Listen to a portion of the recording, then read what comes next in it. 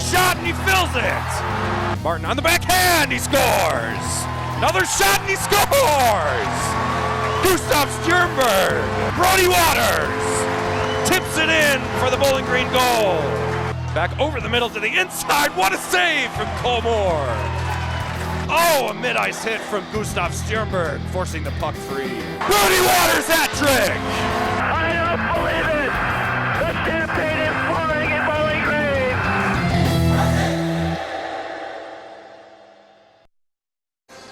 The land of 10,000 lakes, Minnesota, home to 3 CCHA opponents for Bowling Green hockey today. It's the St. Thomas Tommies in St. Thomas Ice Arena in Mendota Heights, Minnesota. I'm Ben Korak from the Falcon Media Sports Network here in Mendota Heights, Minnesota for the first away CCHA series of the year. The Falcon Media Sports Network will bring you all BGSU hockey games this season, both home and away. That is our commitment to you. Sponsored by Rick Crow, longtime listener of WBGU 88.1 BGSU hockey and a longtime fan, over 40 years of season ticket holding for Rick Crow. Thank you to him for sponsoring our broadcast. But again, St. Thomas Ice Arena in Mendota Heights, Minnesota. St. Thomas is the opponent today for the Falcons. Quite a good team, if I do say so myself. Had a very solid year last year. Didn't finish about where anybody would have expected them to finish at the end of the 2023-2024 campaign. They finished 15-20-2 overall, 12-11-1 in the CCHA. They finished second after holding the first place for a long bit of the season. They finished second place, 39 total points in the CCHA, tied with Michigan Tech, but they had the tiebreaker in that series, so they finished in second place. They had a 6-game winless streak to end the season. One of the big reasons for that, we'll get into later, was some injuries, but 6-game winless streak to end the season, and they lost to Lake Superior State in 3 games in the CCHA quarterfinal.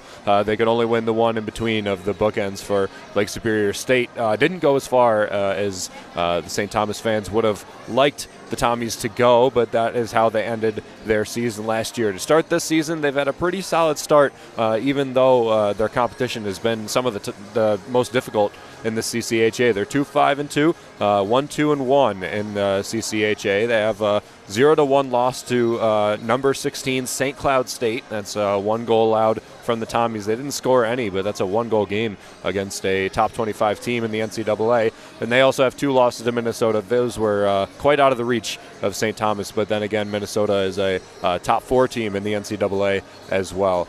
They split with Augustana, who is in the CCHA officially now. They're competing for the Cup at the end of the season and in the tournament. And then St. Thomas also lost to Minnesota State with a tie to round out that series. That's how they got to 1-2-2 in the CCHA, but arguably the 2 toughest opponents in the CCHA that they've faced this season. It doesn't really get any easier for them. They played Augustana for 2. They played Minnesota State for 2. Now they play BG for 2, who, as we know, is not a easy opponent. And then they go up to Bemidji State and one of those top 3 teams as well, and they play them for 2. No bye week in between. They play them all in a row. In fact, they don't have a bye week until the second week of February. So it's a grind for St. Thomas in the CCHA season, pretty much until they get around the turn of the year and heading into the second half of the campaign for them. On the side of how St. Thomas plays, they take a ton of shots. 30.7 average shots per game. That's 3rd in the CCHA behind Bowling Green and Michigan Tech, who are, as we know, are high shot-taking teams. Dennis Williams has made that his goal, to put a lot of shots. Bowling Green has succeeded in that. They're sitting at 1st. St. Thomas sits at 3rd, just a little bit behind, a couple of shots per game. As well for St. Thomas, they're the 2nd most penalized team in the CCHA, again, behind Bowling Green. 5.1 penalties per game for St. Thomas, 14 minutes and 13 seconds on average per game of Tommies sitting in the penalty box. And with that, they have an 850 penalty kill, which is very good. Only 6 goals on 34 total attempts, but they have 7 players in the top 30 for penalties. I mean, that's almost unforgivable for the Tommies. That's a trend that they're probably going to look to remedy, but against the Falcons, who commit a lot of penalties themselves, definitely looking for this to be a high-hitting, high-pressure, very physical, high-penalty game. St. Thomas also has the 3rd most power play attempts in the in the league, or in the CCHA, I should say, with 31 total. But they haven't converted on a lot. .129 conversion percentage on power play attempts for St. Thomas. 4 power play goals to their 3 shorthanded goals. Yeah, 3 shorthanded goals. Granted, a ton of attempts, but 3 shorthanded goals, 4 power play goals. They're almost scoring better or as good shorthanded as they are with a man advantage. So they're going to look to remedy that going through still a difficult part of the season, maybe slightly easier than they have played so far this season. They run much of their offense through their forwards. 4 of their top 5 scorers are forwards, all returners. We'll go through them in a second. The goal scoring is pretty spread out for St. Thomas. They have 2 players with 4 goals, 3 players with 3 goals, and 4 players with 1 goal. 8 with 2+ assists. So they spread the puck around a lot, share the wealth a little bit. There's 3 players that I have here that are players to watch out for. Liam Malmquist is one. The senior forward has 4 goals, tied for first on the team, 7 assists, definitely first on the team by 3. 33 total shots, third highest on the team. .121 shooting percentage, pretty darn good. It's third on the team as well. A +2 rating, which is tied for first on the team, and 0 penalty minutes from Liam Malmquist. So for a team that commits a lot of penalties, he's a forward that you can rely on as not committing penalties, getting a lot of offense going. As we said, he's tied for first in goals. He's first in assists, one of the top in shots, one of the top in shooting percentage as well, taking a lot of shots. So he has 1 power play goal, 2 shorthanded on the season. Last season, he, along with a couple other Tommies, killed Bowling Green. 2 goals and 3 assists against BG, all in the first series, the 2 games in the Slater Family Ice Arena at home. I don't know if anybody at home remembers that, but he had 2 goals and 3 assists in 1 series against Bowling Green last year. And along with Cooper Gay was kind of the Bowling Green killers last year. Junior forward Cooper Gay, 4 goals this year, tied for first on the team with Liam Malmquist. Only 1 assist though, 40 shots, is tied for first, and the team 100.100 shooting percentage, 4 penalties as well for Cooper Gay. He's very big, quite physical, 6'4", 210, plays like a defenseman, but he's quite speedy as well. Last year against Bowling Green, he flexed his speed and his physicality a lot of the time. He had 4 goals and 2 assists against Bowling Green in his 3 games played. Midway through his 3rd game played, he was hit by Stjernberg center ice and did not return to the game. He was hurt for the rest of the season, didn't play, so he finished the season still in pretty solid shape, all things considered, but he would have been higher on the scoring list had he played the full rest of the season. But 4 goals and 2 assists against Bowling Green in a series and a half is quite impressive numbers. Maybe even a series and a quarter. He didn't play that full 3rd game. So Cooper Gay is definitely another forward to look out for as well. And then the centerman that I have listed down, number 3 in the captain, Lucas Wallen. He has 3 goals, tied for 3rd on St. Thomas, 4 assists, tied for 2nd on St. Thomas, 40 shots, tied for first with Cooper Gay, 6 blocks and 6 penalties for Wallen. So he does get penalized quite a bit. He gets down there for blocks as well. He had 1 goal and 2 assists in 1 game against Minnesota State. That's where a lot of his points have come from. And he's spread his points pretty well off throughout the rest of this series, or the campaign, I should say, this season. They are top 3 in the CCHA in shots taken. Those 3 players, Cooper Gay and Lucas Wallen with 40, and Liam Malmquist with 33. If you would go look at the shots board, those are the top 3, Cooper Gay, Lucas Wallen, and Liam Malmquist. So a lot of shots taken by the St. Tommy team, mostly run through those 3 players. On the other side, defending shots, goaltenders Aaron Trotter and Jake Seibel, some of the best in the CCHA. Trotter was the main starter for St. Thomas last year. This season he started with 5 starts. He's 2-3-0-1 with the shootout in that one. He has 2 wins and 3 losses. He played 1 game against Minnesota, a full series against Augustana, and 1 game against Minnesota State in the last one. He did get the win against Augustana in that series as well, so he does have the only CCHA win for St. Thomas. He's got 2.83 goals allowed on average, an .891 save percentage. Pretty solid stuff we've seen this season from Aaron Trotter. Not the greatest shooting percentage, but or save percentage, I should say, but he is still an outstanding goalie. He can save him with the best in the the CCHA. Jake Seibel is his backup. He's got 4 starts this season. He's 0-2-2, 3.38 goals allowed on average, and a .887 save percentage. It's a little bit misleading because he has had 2 fantastic games. 1 goal allowed to St. Cloud State and Minnesota State, but then he cancels that out with 5 goals allowed against Vermont and 7 goals allowed against Minnesota. So in his opportunities, he's pretty much 50-50 on whether he's going to play absolutely fantastic or he's not going to play all too great. 5 goals allowed, 7 goals allowed. That's rough stats to be putting up when you're fighting for a job with a fantastic goaltender in Aaron Trotter. So those are the guys. I would speculate that Aaron Trotter will be the starter for St. Thomas today, although we don't know for sure as of yet.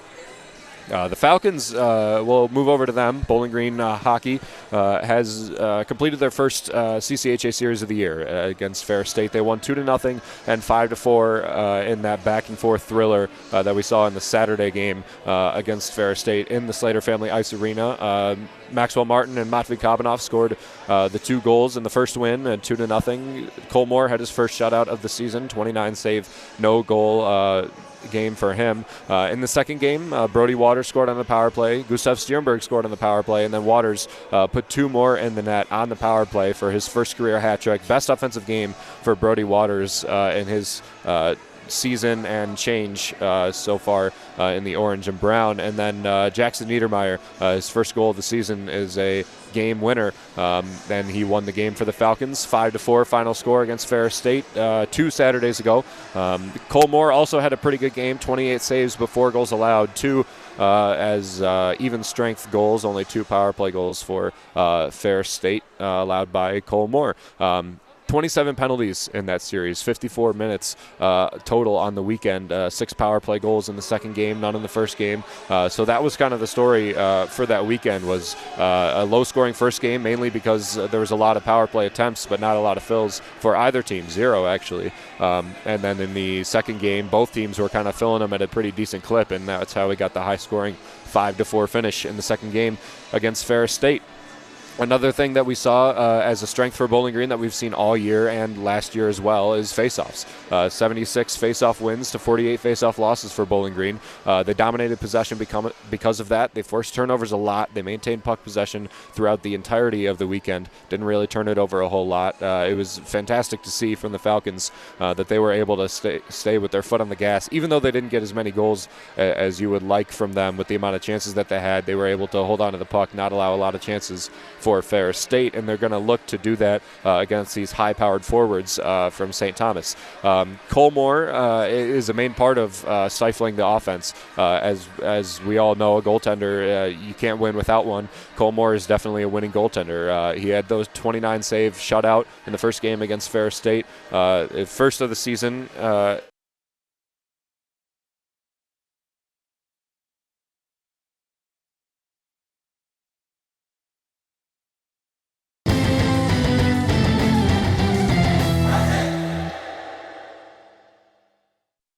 Man, I love my kids so much. I once sat for 3 hours in the cold rain to watch her soccer team lose by 18 goals.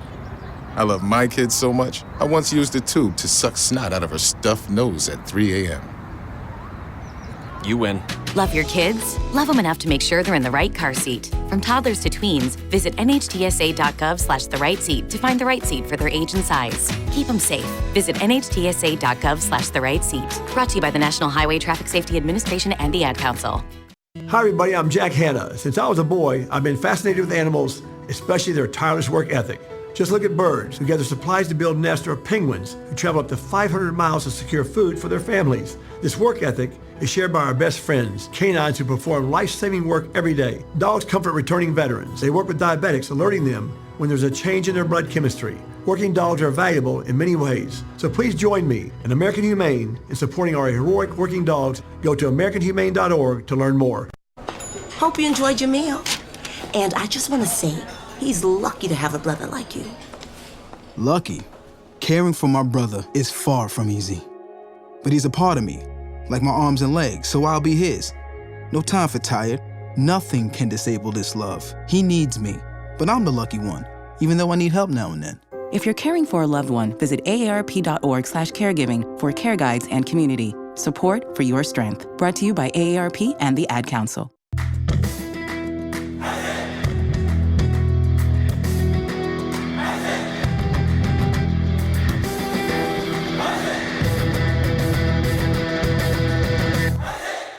Looking for a BGSU Athletics talk radio show? Tune into the Zig Zone every Sunday at 4 p.m., where a panel of Falcon Media Sports Network members discuss the hottest BG sports topics. Only on WBGU 88.1 FM.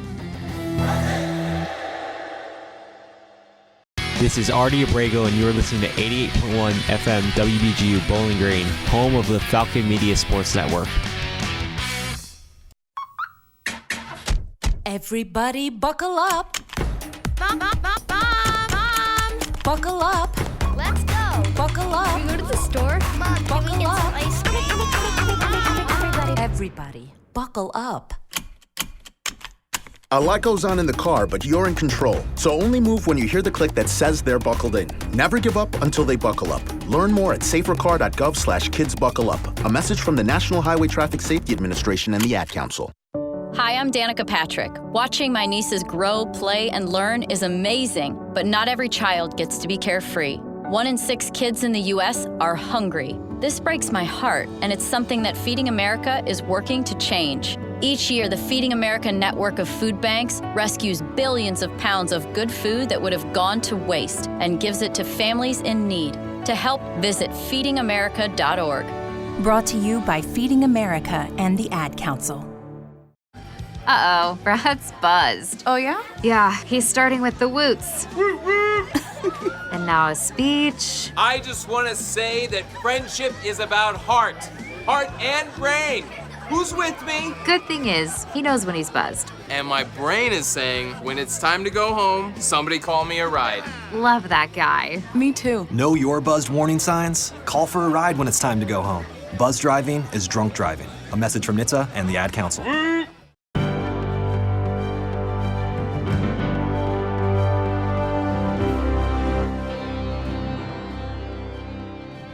BGSU men's soccer capped off the regular season with 4 players earning end-of-the-season awards in the Missouri Valley Conference.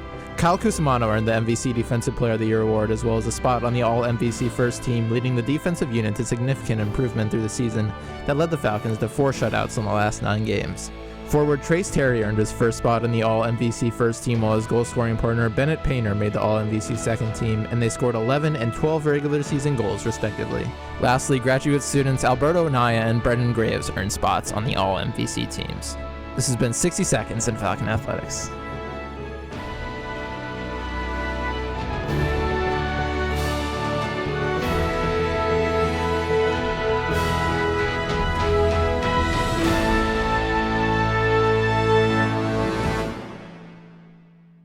You have the right to know. The right to know about culture. The right to know about the economy. The right to know about technology and to know about sports. You have the right to know about education and politics and the weather. You have the right to know what's happening abroad and in your backyard. But above all else, you have the right to know that this right is under attack, and we must work to protect it. Because in order to be free, we must be informed. Understand the threats. ProtectPressFreedom.org.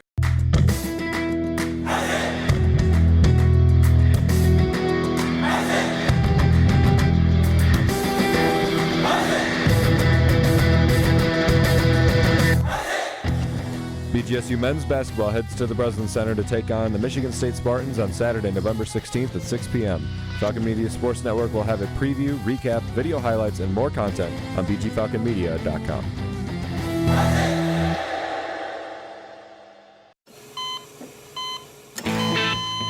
As an organ donor, your story doesn't have to end. The good in you can live on. In fact, you could save up to 8 lives and restore sight and health for many more. Sign up right now online as an organ, eye, and tissue donor. You'll be happy you did, and just maybe someone else will be happy too. Go to organdonor.gov. It saves lives. U.S. Department of Health and Human Services, Health Resources and Services Administration. Welcome back to St. Thomas Ice Arena, the home of the St. Thomas Tommies. Bowling Green State University set to face off against them in the first away series of the year for Bowling Green hockey. I'm Ben Korach from the Falcon Media Sports Network. I apologize for our technical issues just a few moments ago. The Ice Arena here in Minnesota has not been too helpful to us so far, but it hopefully will be the rest of the broadcast. We'll try and get the best product to you possible. For all BGSU sports news and updates, go to bgfalconmedia.com, BG_FMSN on Twitter. And for all our video content, go to the BG Falcon Media YouTube channel. We produce some pretty good stuff, so go like it, watch it, see all BGSU athletics and the news and updates from that realm. We will have a recap of today's game available on bgfalconmedia.com tomorrow morning probably. And you can, if you miss the rest of this broadcast, you can tune into that or tune into the rebroadcast, as I said, on BG Falcon Media YouTube channel. We have the starting lineup for St. Thomas in here right now. The forward line for the Tommies: Liam Malmquist on the left wing, Lucas Wallen down the center, and Ryan O'Neill on the right. It's the fourth line, but probably the best line on the ice for the Tommies. The defensemen Chase Foley and Chase Cheslock, and the goaltender for today's game against Bowling Green is Jake Seibel. He's going to get a chance against CCHA. He has one less start than Aaron Trotter for these tenders for St. Thomas, but he'll get a start today. For the Falcons, Ben Duran, Ben Wozni, Breck McKinley, Brody Waters, and Ryan O'Hara. The forwards for the Falcons. O'Hara tries to collect it near side, forechecking hard on Chase Cheslock, who tries to clear it away. Now he'll come up with it, takes it up through the D zone, up to center ice. McKinley intercepts, leaves it up for Brody Waters. Waters dumps it into O'Hara. O'Hara gets it poked away at the line by Ryan O'Neill. Stick flies away, whistle blows. Ben Duran lost his stick at the end of that play. I don't know what the call was. We might get an early penalty here for Ben Duran on a hooking. Second most penalized player on the Falcons, 5 penalties on the season, one of the most in the CCHA as well. It looks like it will be on Ben Duran, and it will be for hooking, so an early power play for St. Thomas.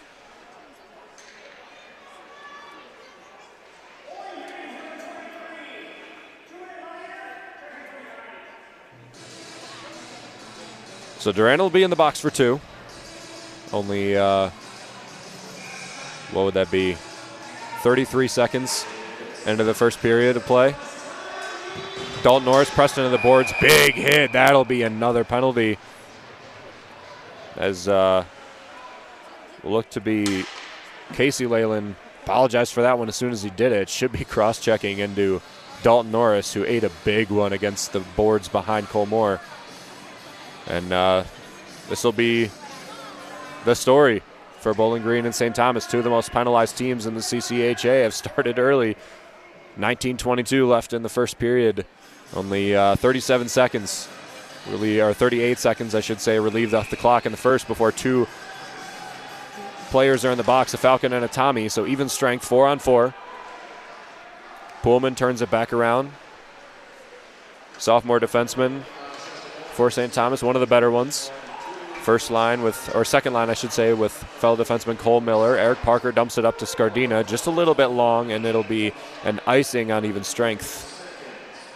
And send back down to the Bowling Green end. Minute 37 left in 4-on-4, and then 5 seconds of Falcon power play before Casey Leyland comes out.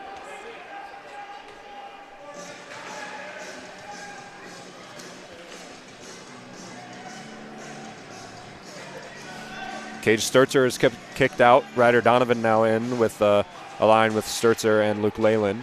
BG wins the faceoff, dumps it back into the zone. Dalton Norris collects behind his tender. Leaves it up for Parker, back into Norris. Norris up to Parker. Parker through the neutral zone, dumps it up and in. It's being chased by Donovan. Donovan presses into the boards with Parker. Parker tries to center the shot, but nobody there to collect it. St. Thomas with a pretty decent rush here. The Falcons looking to get back through the legs. This one's a shot that's deflected up and into the netting in St. Thomas Ice Arena. Ryder Donovan with the shot there. It was off a stick and out of play. Buck 11 left to play in 4-on-4. Brett Foe back in the ice. He was scratched in the second game against Ferris State, in which the Falcons won 5-4. Gustav Sternberg is the main name from the lineup that is not in today. He is scratched as well. He did not dress for this game against St. Thomas. Falcons may be trying to avoid some of those penalties that we spoke of before. Brett Foe in through the neutral zone. Looking up, weaseling his way down to the outside. Pass over the middle to Ben Wozni. Wozni with a shot is deflected away by Seibel. Collected by Ethan Gower. Gower up the ice into the neutral zone. The Falcons collect. Take it up and in. Breck McKinley to Foe on the near side. Foe turns it all the way back around into Imonen. Imonen with a shot, and it goes wide left. Gower turns it back around, collecting in his own zone. Now taking it up through the neutral ice.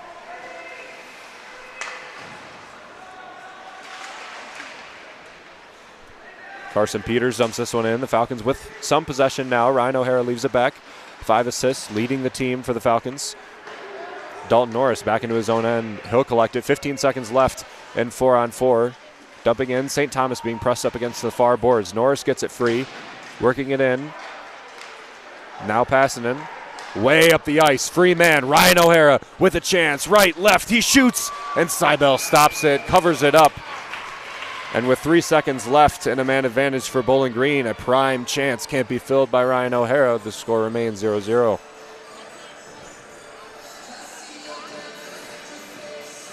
O'Hara worked that one in between the wheels. Just got a little bit too tight with Seibel. Didn't get a good chance to flip it up and over the mitt. So 3 seconds left, and Casey Leyland will have to leave the box.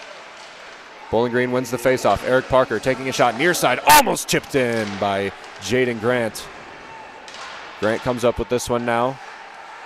Back around to Kabanoff. Kabanoff working in on the power play a lot for the Falcons. Jack Blake keeps it in now, trying to chip it up. St. Thomas with a little bit of a stretch, but Eric Parker will chase it down in front of his goaltender, Cole Moore, who will cover it up. Ray Christie was giving a little bit too much pressure to Moore, and that's why he covered it up at the end of that play. The faceoff will be to the right of the goaltender. 0-0, 17 minutes left to play in the first period. Bowling Green in St. Thomas Ice Arena in Mendota Heights, Minnesota. First of a 2-game series against the Tommies. This is the first away series of the 2024-25 campaign. Scardina for the faceoff, kicks it into McKinley. McKinley takes it around the goal, fighting, loses track of it. Gleason knocks it back in. Around and into Leyland. Leyland over the middle, dumping pass, and Gleason wasn't there to pick it up. Gleason now works around, far side, Cooper Gay. Cooper Gay, quite a big forward, works his way in, wears a hit, still has the puck. Looking out and around, wraps it all the way in and over, almost covered up by Cole Moore. Still out in front, and Matthew Gleason puts it away. Hung on the doorstep for too long, kick to Gleason on the near side. Cole Moore lost track. And St. Thomas takes a 1-0 lead off of the stick of the senior forward.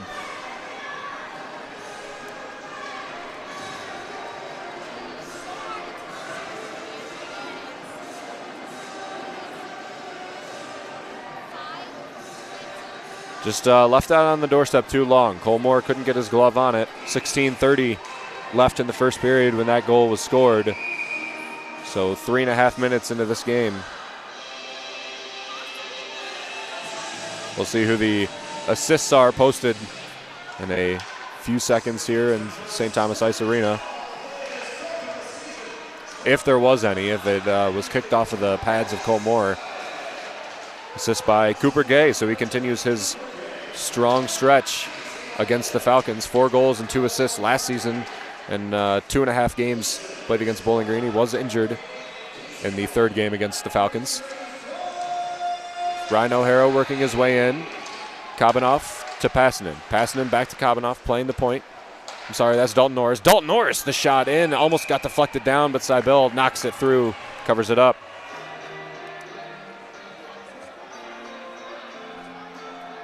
One pretty strong chance for St. Thomas, and they're able to capitalize on it.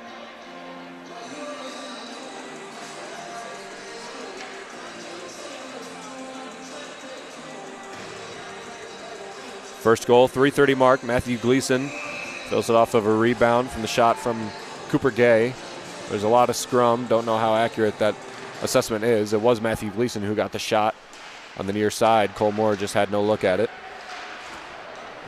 Jack Blake puts a hit on, forces the puck away. Eric Parker gets it up into the neutral zone. Trying to clear it out is Jaden Grant.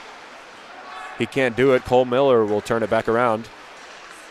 Pass near side to Pullman. Pullman knocks it in. Cole Moore chips it away off of his stick. Jaden Grant clears it away from Moore. Now working into St. Thomas again with a rebound chance. This is another one from Ryan O'Neill on the near side, who just slaps it off the rebound. It won't fill. Jackson Niedermeyer up quickly to Brett Foe. Foe in the zone. He'll leave it and go for a line change. Mason Pullman will collect easily behind his net with no pressure.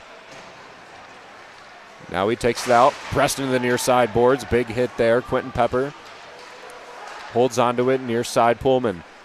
Pullman back up. Colmore gloves it and covers it up with a man in his face. 15 minutes left to play in the first period. 1-0 St. Thomas.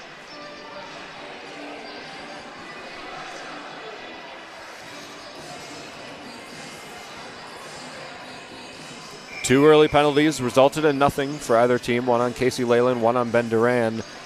Mostly offsetting, only a 5-minute difference or 5-second difference between the two. And then the goal finally filled by Matthew Gleason just a few moments ago at the 3:30 mark into the first period. Bowling Green works it up into Quinn Emerson. A whistle blows.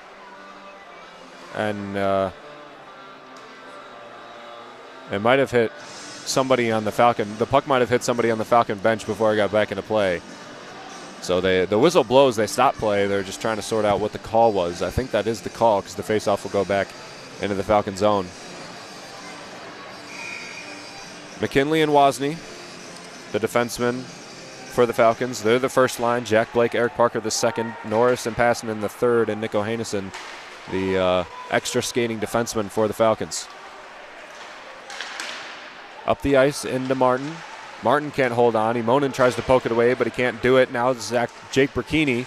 Brachini through the zone, tips it over, and it hits a stick and will not find Cole Moore. Not a shot on goal. Scardina gets it outside the blue line. Maxwell Martin collects. He's got a 1-on-4, so he'll dump it in and go for a change. St. Thomas taking it easy, working it in front of their tender. A little bit of a mispass. Chase Foley gets it up into the zone. Cooper Gay working for it. Zonka comes up with it with good stick work. He's hit and lifted up, dropped on his head. Back around, Gleason collects. Is tipped up by Seth Fighton with the stick raise. Blows a tire. Fighton might come up with this one. Still fighting for it on the far side. Boards with Jack Ratzlaff. Ratzlaff comes up with it now. Backhand off to the near side. Passanen works for it as well. Now back to Ratzlaff on the far side. Chip up into center ice, and now it's sent back into the zone as Chase Foley will collect it behind Cybel.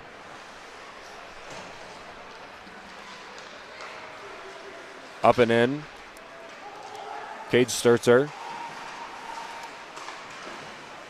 beats Jack Blake. This one's a shot from Peters that flies into the netting. Carson Peters with a shot way out from the near side point.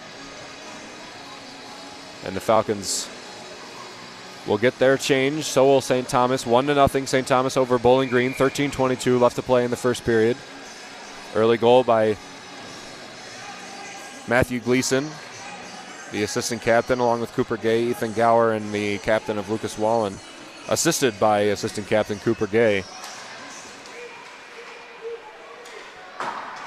Breck McKinley up. Pullman gloves, dumps it back into the zone off the netting, though. That encompasses the entire rink here in St. Thomas Ice Arena, Mendota Heights, Minnesota. Falcons have done a good job of maintaining puck possession, holding on to it a lot of the time. A couple more chances. Well, 4-on-4 is the shots on goal, but Bowling Green's had better high-quality chances. Just St. Thomas was able to capitalize on their one really good one. Brett Foe leaves it in the zone. Jaden Grant's just a little tardy to get there. Ben Wozni takes it back into his zone. Breck McKinley out and around. Niedermeyer can't hold on. It'll be gloved by Cybel, who is staring down Jaden Grant, seeing if he's going to give a forecheck, and he will go for a change in a faceoff in his own zone.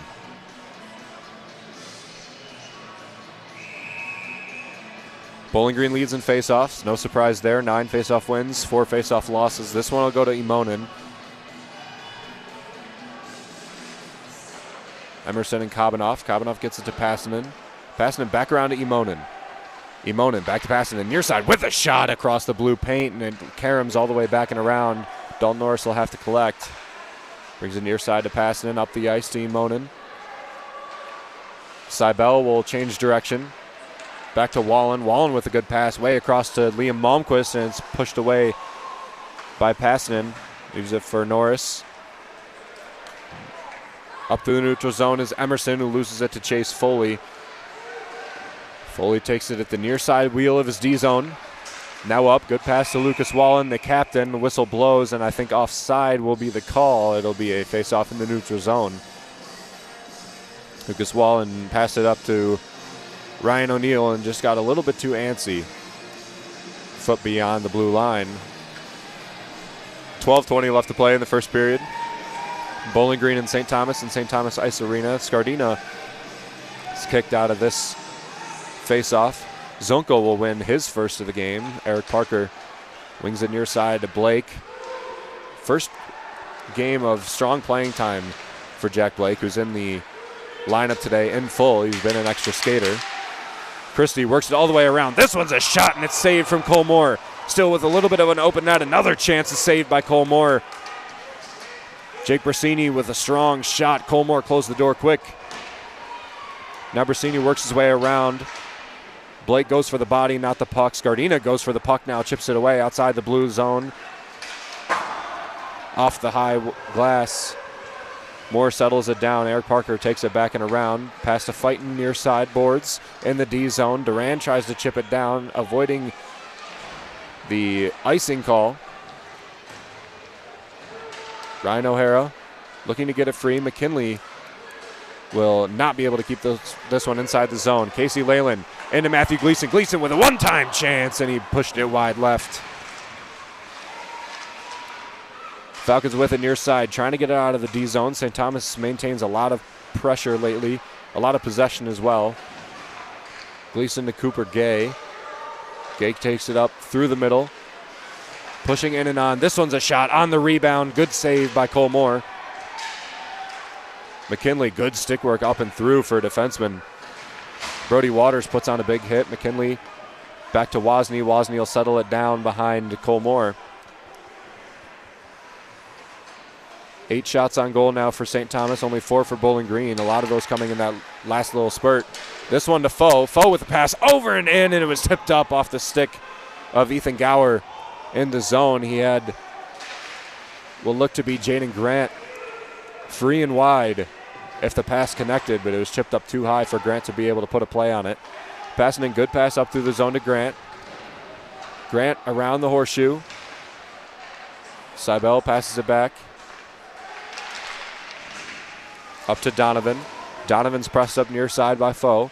Foe to Passanen. Passanen to Norris. Norris back to Passanen in front of his tender. Now up into the neutral zone. Hit the skate of Jaden Grant to avoid the faceoff. Quinn Emerson pressed up against the boards. Got his stick out and around. Pressed up by a couple of Tommies. Back up to Parker. Parker at the point into Wozni. Wozni with a tipped shot. And Maxwell Martin not able to shovel that one in. Parker catches the body. Little bit of a baby cross check. Pullman in and around. Blows a tire is Brett Foe. He had a little bit of open ice in front of him. Another blown tire from St. Thomas. This will turn it over to Scardina. Scardina up and in. Far side boards. Press up against it. Seth fighting as well. Scardina now wrap around. Seibel rejects it. Taking it away is Cole Miller. Turns it back around off of the half wall. And that'll be an icing call as Passanen collects. 9:11 left to play in the first period. No change for St. Thomas, a change for Bowling Green. Face off to the left of Jake Seibel. St. Thomas up 1-0 over the Falcons. Just over 9 minutes left to play in the first period. Pretty even game of Matthew Gleason with the ice tilter. Kabanoff works it around. Pressed up against by Cole Moore, or Cole Miller, I should say, not Cole Moore. Defenseman for St. Thomas. Kabanoff keeps it in. Fighton clears it around to Scardina, who just can't hold on to it. Now St. Thomas get it out of their zone. Fighton with clear possession. He's in to Kabanoff. Kabanoff the pass over into Fighton. Fighton wears a hit. Open ice, slides into the boards. And whistle will blow, and interference might be the call on St. Thomas.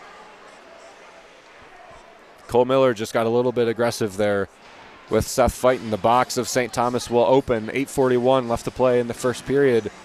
And Cole Miller will go for 2. We have the media timeout perfectly timed. 8:41 left to play in the first period. 1-0 St. Thomas over Bowling Green and St. Thomas Ice Arena on WBGU 88.1 FM.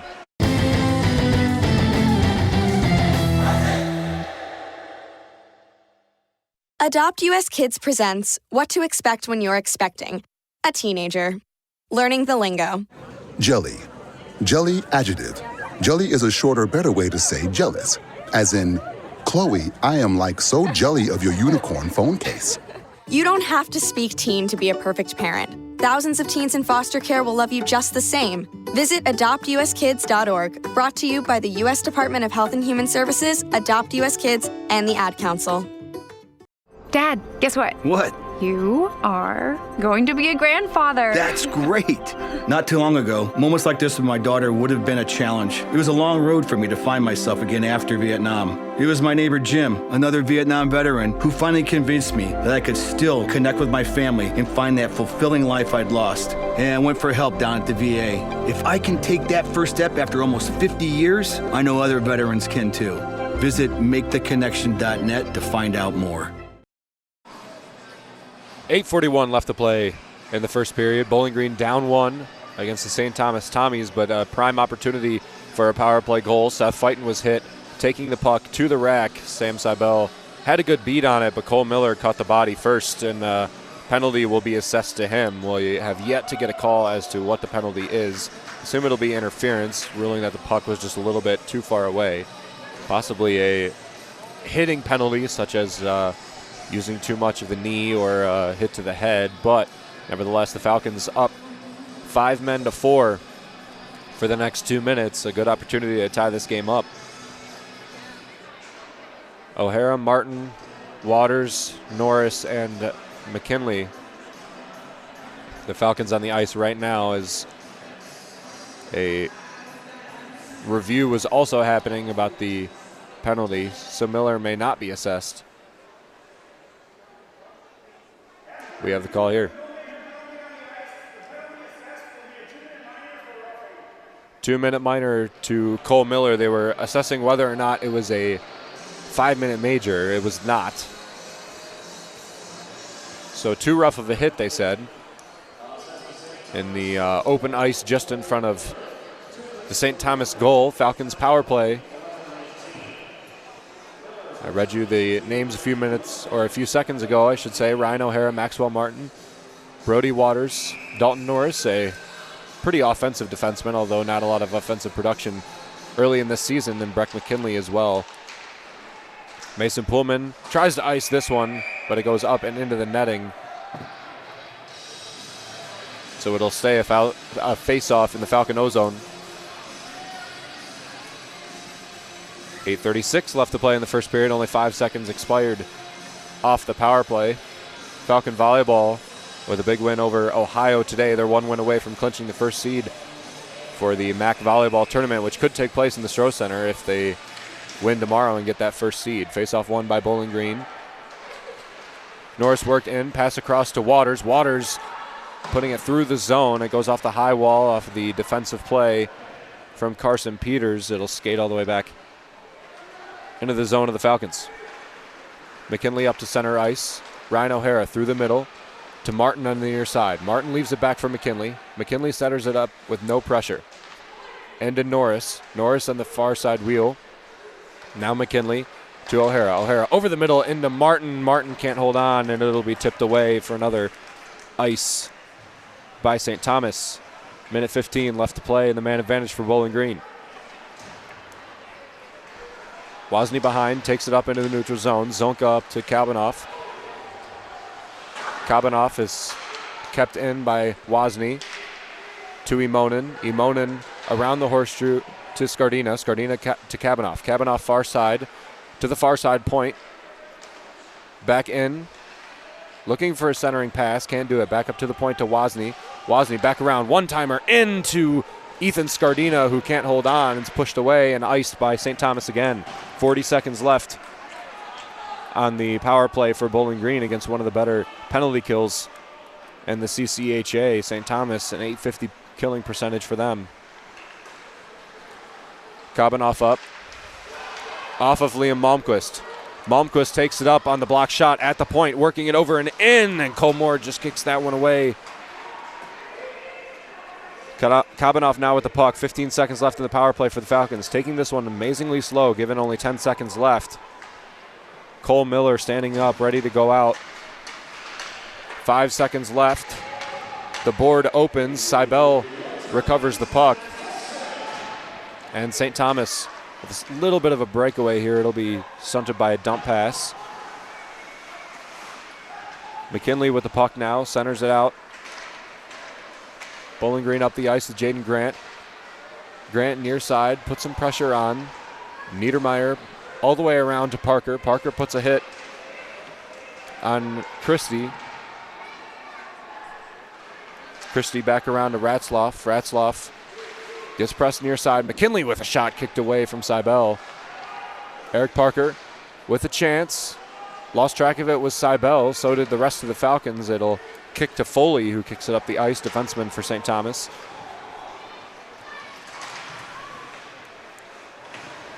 Brasini pressures. Parker back to Duran. Duran up. Falcons working it out of the D zone. It's off the skate of Jack Blake, who was going for a change. Falcons luckily gain control of this one in their own zone. Emerson digging for it against the half wall. Into Pullman. Pullman's kicked away from Colmore. A cursory shot from the point. 1-0 St. Thomas over Bowling Green. 5:25 left to play in the first period. Emerson with a good chance here, working it in and around, and a good save from Jake Cybele. Good forecheck, turned the puck over, but a little bit too late. He was too tight with Cybele, and Cybele made a good glove save. Pretty even in shots on goal. 8 for St. Thomas, 7 for Bowling Green.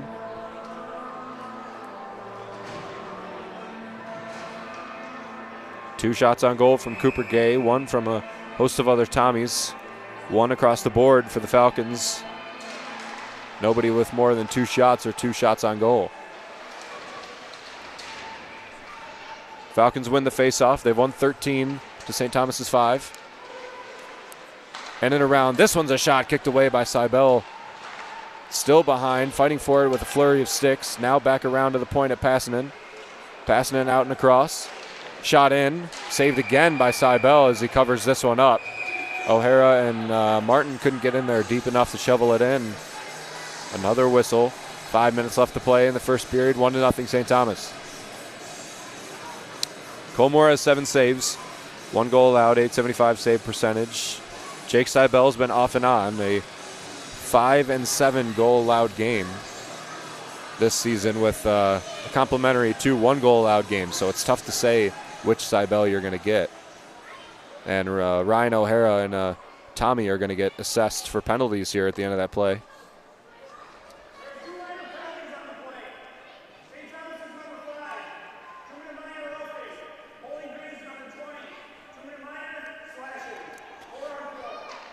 So Ryan O'Hara gets 2 minute for slashing. Matthew Gleason gets a 2 minute for roughing. We'll have a 4-on-4 again, the second of the game. 3 penalties now assessed to St. Thomas, 2 to the Falcons. I like Bowling Green's chances in 4-on-4, a little bit of a faster team. Their forwards not as dominant, but all around maybe a little bit of a deeper team than St. Thomas. Taking it easy is Cheslock.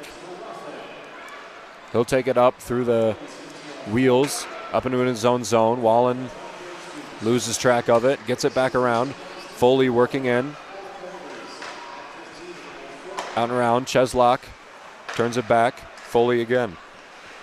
2 defensemen on the ice for St. Thomas, as well as the Falcons, who have Wozni and Passanen. Falcons turn this one over, taking in the D zone, up into the neutral zone. Taking it all the way in is Brett Foe. Brett Foe with the breakaway, loses the puck. A whistle blows, and a interference is possibly going to be called. No, the referee made an odd gesture. Don't know what the call is.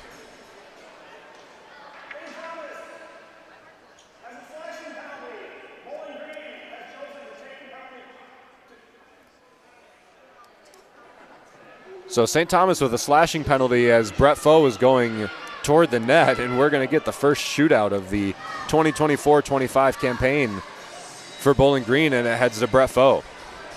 Foe with the puck in the dot. He's got a chance here to tie this game up on the one-on-one with Jake Seibel.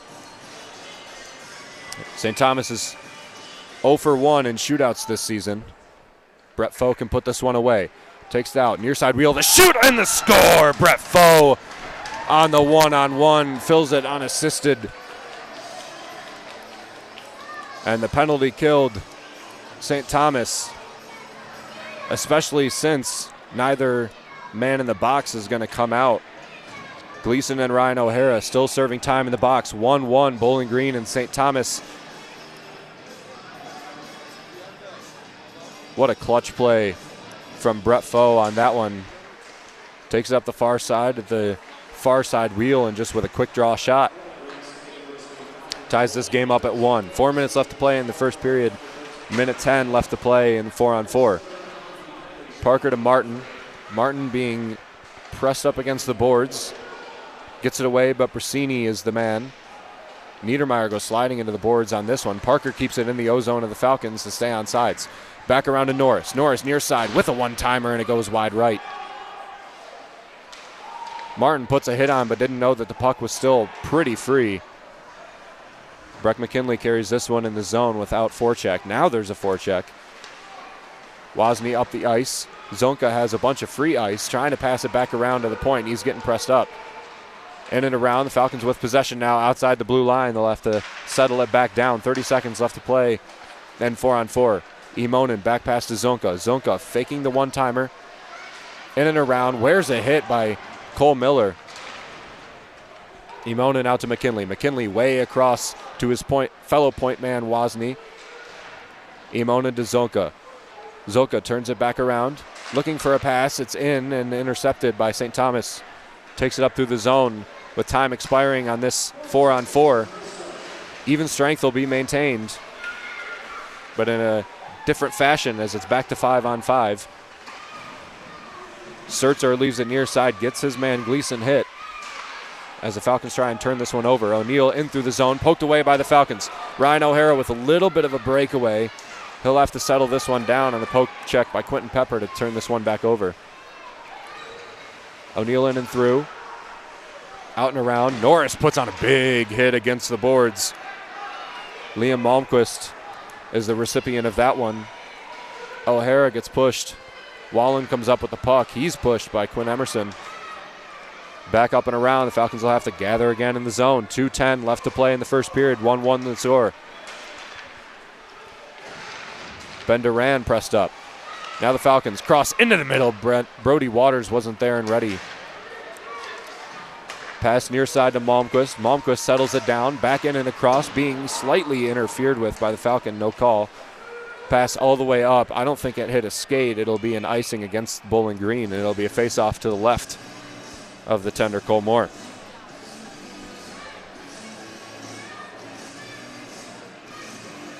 Penalty shot goal for Brett Foe ties this game up after the goal by Matthew Gleason as well.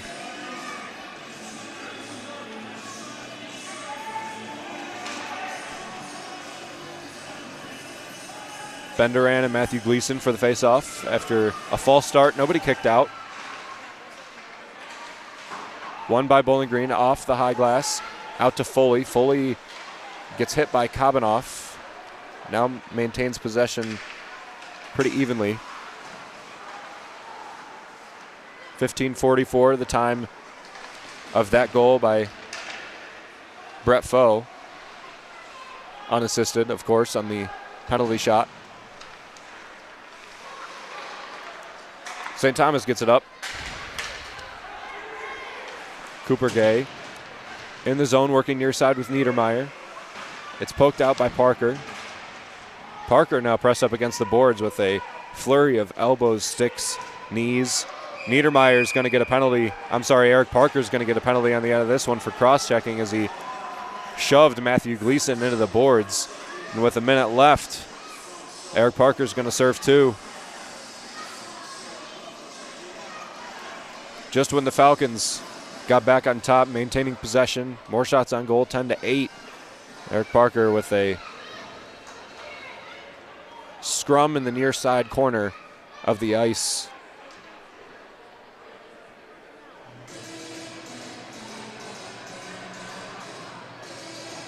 And still no call from the referee. I think he's talking with Willie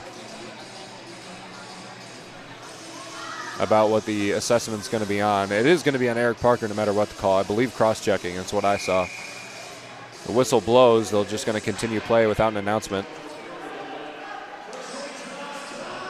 St. Thomas power play for the next 55 seconds at this point. 1:50 left to play in the power play, 50 left to play in the first period. St. Thomas up through the middle. Only 4 power play goals on this season, offsides on Cooper Gay. It'll take the puck out into the neutral zone. 42 left to play in the first. When this period, I should say, is expired, there will be a minute left in the penalty for Eric Parker to serve. Benderan loses the faceoff to Lucas Wallen. O'Neill kicks away to Foley. Foley takes it back to O'Neill near side. O'Neill is pressed almost outside the blue line. It was a good play by Passon to try and force him away. Malmquist turns it back around, up and misses the pass man. That was Foley, who just couldn't hold on to the bad pass by Malmquist. 20 seconds left in the first period. St. Thomas trying to get a goal before time expires. McKinley can slap it back out of the zone. Cheslock out and in, into Cooper Gay. Gay with a little bit of a rush. Nice kick save from Cole Moore. Another chance from Ryan O'Neill, and it won't go. Lucas Wallen with another chance is blocked by Ben Duran. Time expires, the whistles blow, and the Falcons will head into the first intermission tied 1-1. Bowling Green and St. Thomas locked in at 1, even ice. They'll go talk things over. In a few minutes, we'll bring you a Rick Crow-sponsored power play on WBG, or a Rick Crow-sponsored intermission report, I should say, on WBGU 88.1 FM.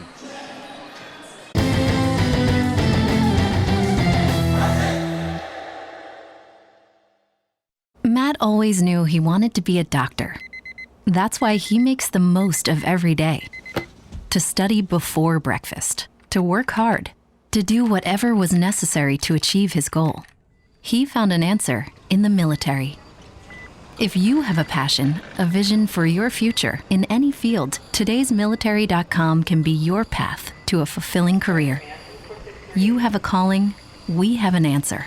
Find your way at todaysmilitary.com.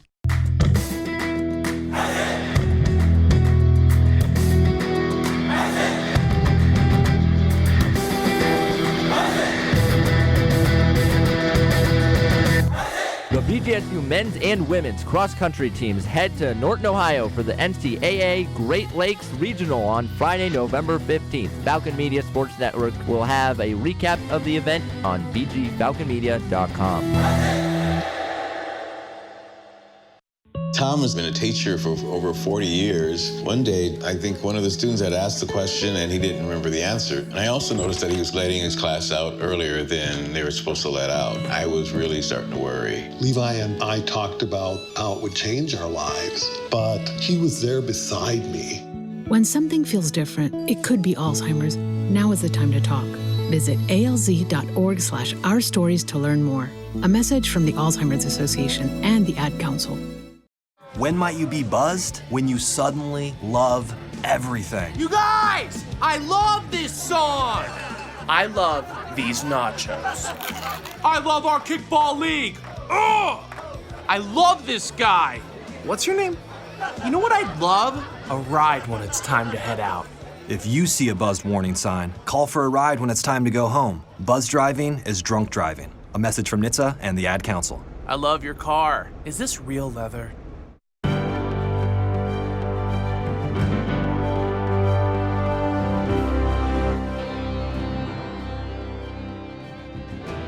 BG men's soccer standout freshman Raiko Bodurov is this week's Falcon Media Sports Network's Athlete of the Week. The freshman scored 2 goals in the Falcons' 4-1 victory over UIC in the NBC quarterfinals. He also put up a career-high 3 shots and 5 points against the Flames. In his senior season at Olentangy Berlin High School, Bodurov scored 22 goals, recorded 7 assists, and was named Ohio Capital Conference Player of the Year and an All-State First-Team selection. This has been Falcon Media Sports Network's Athlete of the Week.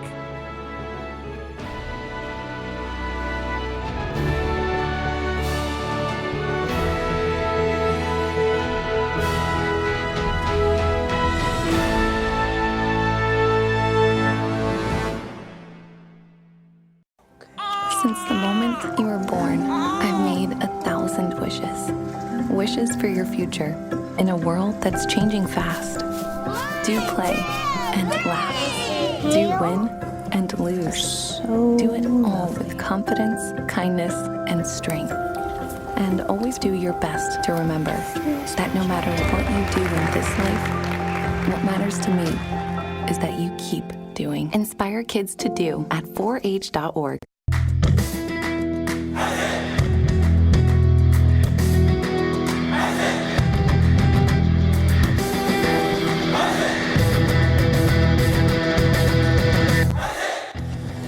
Don't have time to tune into a BGSU sports broadcast? Falcon Media Sports Network will have you covered with live updates of home BGSU athletic events. To follow along, head over to @BG_FMSN on Twitter X.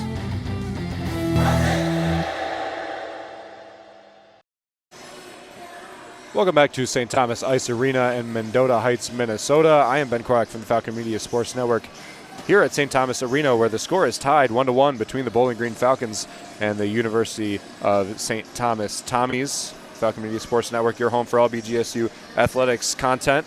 Go to bgfalconmedia.com for all our news and updates. Go to the BG_FMSN Twitter page for our news and updates as well as some social media content.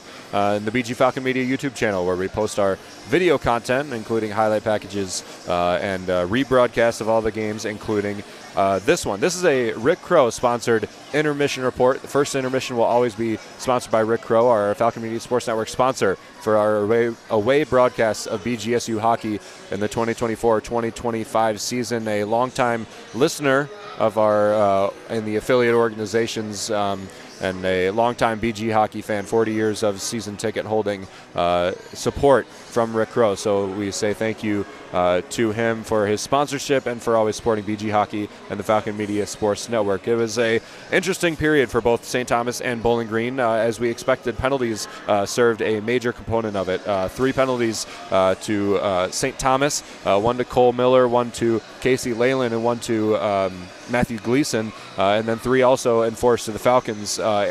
Eric Parker will be serving one out for a minute going into the second period, and Ben Duran and Ryan O'Hara served their 2 minutes out earlier. We had 2 instances of 4-on-4 hockey, one very early and one just in the midpoint around there, and then a penalty assessed to Matthew Gleason. Bowling Green elected to take a penalty shot instead of taking the man advantage. Brett Foe took that penalty shot as he was the one being fouled, I should say. He was the one being fouled, took the penalty shot, worked it out to the far side wheel, took a nice little quick draw shot and beat Jake Seibel for the first time in this game. And he was preceded by Matthew Gleason's goal at the 3:30 mark, assisted by Cooper Gay. Just a little scrum up in front with the puck and a couple of sticks as well that ended up beating Cole Moore, as he didn't know where the puck was going. Not the greatest defense in front of him, but the puck sitting there for a little bit too long, wasn't able to cover it up, and that is where we stand in that. As far as our pick the sticks go, Lucas Kleinmeyer, Tyler Kavelitz, and my picks are not hitting. Maxwell Martin has not had a goal goal or assist yet. Ben Durant has not had a goal or assist yet. Dalton Norris has not had a goal or assist yet. So no points to report on the pick the stick side of the board. The Falcons are leading in faceoffs, as we expect them to do almost every game over the last year and a half or so. 14 faceoff wins to 10 faceoff losses. 4 wins for Ville Imon and Jaden Grant and Ethan Scardina, and then 1 from Adam Zonka and Ryan O'Hara. Their losses come at the hand of 4 from Ben Durant, who has yet to record a faceoff win, 2 from Ethan Scardino, 1 from Maxwell Martin, and 1 from Ryan O'Hara. The wins for St. Thomas have come from Lucas Wallen, who has 5 faceoff wins to 3 losses. Matthew Gleason has 3 wins to 2 losses, and Quentin Pepper, the first-line centerman for St. Thomas, has 4 losses and no wins so far in this game. The Falcons, because of their ability to win the faceoffs, maintained a lot of possession. They had a lot of chances, more chances than St. Thomas, the better quality chances, and then more just in general. 10 shots on goal for the Falcons to 9 for St. Thomas. The Falcons trail in by 3 total shots, but lead by 1 shot on goal. So that should tell you right there that the Falcons have had some much better chances. Ryan O'Hara had a breakaway early in the game that he wasn't able to land, worked in just a little bit too tight with Jake Seibel. There was a chance for Seth Fighton again, who got hit pretty hard at the end of one of the plays, and didn't get or got a minor penalty assessed to him. I believe that was the one on Cole Miller that he was hit in the lane just in front of Seibel and pushed away. He had a breakaway chance right there, and then Brett Foe with a similar one as well, and he got a penalty committed on him, and that ended up filling the penalty shot goal. So I don't believe that it counts as a power play goal on the stat sheet. I'm going to look right now. It does not count as a power play goal. It counts as even strength because it was 4-on-4 at the time of the goal, but it was resulting in a penalty. So one of the 6 penalties assessed this game has resulted in a goal for one of the teams, and that goal being Bowling Green, the even strength also for Matthew Gleason early in the game for St. Thomas. Cole Moore has been pretty darn good in this game. 8 saves, 1 goal allowed for an .889 save percentage. He really hasn't been challenged a whole lot. He had the one out in front, but the puck was just bouncing around too much for him to keep track of the whole time, hit too many sticks, and it finally kicked to Gleason, who had a one-timer chance, and he filled it. Jake Seibel, on the other hand, has been challenged. He's allowed only 1 goal, and again, that was on the penalty shot from Brett Foe. He has 9 saves to go along with that. Some pretty solid chances from the Falcons, a couple of one-timers, a couple of nice rebound chances, especially Brody Waters, who worked his way in and trying to shovel some pucks in there, did a very good job of that. On the side of defense, the Falcon and actually the Tommy defenses looked pretty good. The Tommies have a couple of really nice blocks that have not been recorded, but because they weren't really shots, but they have some blocks that prevented the Falcons from getting inside of the zone, kick the puck outside of the blue line, especially on their power plays, and force the Falcons to turn it back around and waste some more time. So some invaluable non-assessed blocks for St. Thomas. The Falcons have 5 blocks on their penalties. Ethan Scardina, Seth Fighton, Ben Duran, Tommy Passanen, and Brody Waters each have 1. It's a high blocking team. Willie said that to start the season, that he wanted to see his guys play without the puck very well. We've seen that so far earlier in the season, even outside of just playing very hard on the boards, hitting a lot, playing tough defense. The blocking has been just consistently getting better and better each game. They're a top team in the CCHA in blocked shots, so they do a pretty good job in that department. St. Thomas is not. They're pretty low in block shots, but I digress. The Bowling Greens did a pretty good job of their main components in this game is shot volume, which they have more shots on goal than St. Thomas. They've won more faceoffs. They've played without the puck a little bit better. They possess the puck a lot more. They've won more faceoffs, as I said. They have more blocks, and their rating points are just a little bit higher than St. Thomas as well. So we're nearing the end of our Rick Crow intermission report, the first intermission report of this game between Bowling Green and St. Thomas. Again, we'll bring you back in a few minutes for the second period of action between the Tommies and the Falcons here in St. Thomas Ice Arena in Mendota Heights, Minnesota, sponsored by Rick Crow on WBGU 88.1 FM.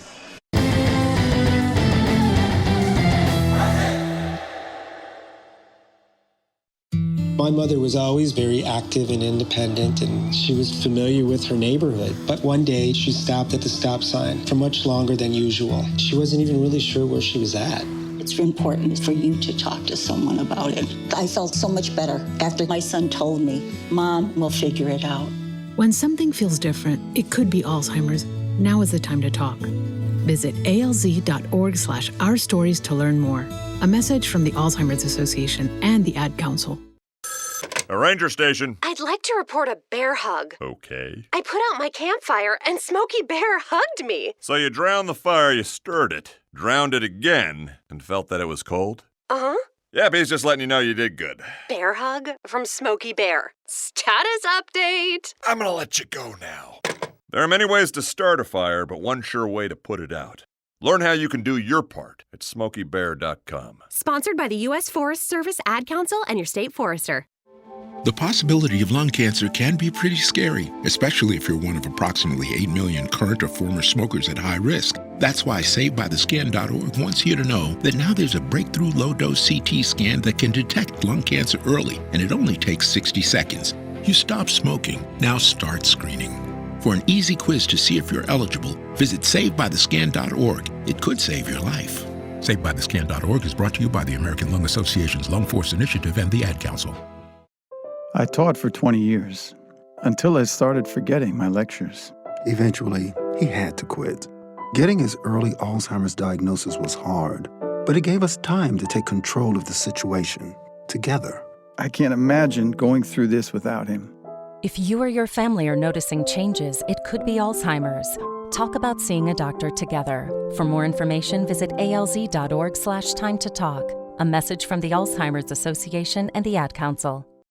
This is Henry Costco, and you are listening to 88.1 FM WBGU Bowling Green, home of the Falcon Media Sports Network. All over America, people are taking the National Radon Test. Have you? Answer true or false. Radon is a radioactive gas. True. I didn't know that, no. True or false. The Office of the Surgeon General recommends that all homes be tested for radon. True, your home should be tested. True or false, radon is the second leading cause of lung cancer. True. I'm going to dial the number and call. 1-800-SOS-RADON. Keep your family safe from radon. Call now. 1-800-SOS-RADON.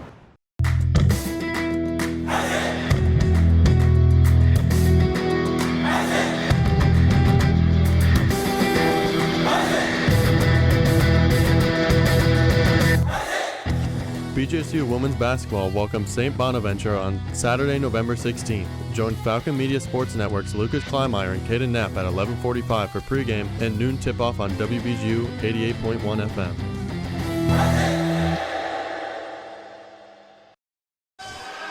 The Falcons of the Tommies head back on the ice. Eric Parker heads back to the sin box to serve out a minute left of his 2-minute penalty. The Falcons and the Tommies are tied 1-1. St. Thomas looking to score a goal and tilt the ice back in their favor once again early in this second period. I'm Ben Korak from the Falcon Media Sports Network here in St. Thomas Ice Arena in Mendota Heights, Minnesota.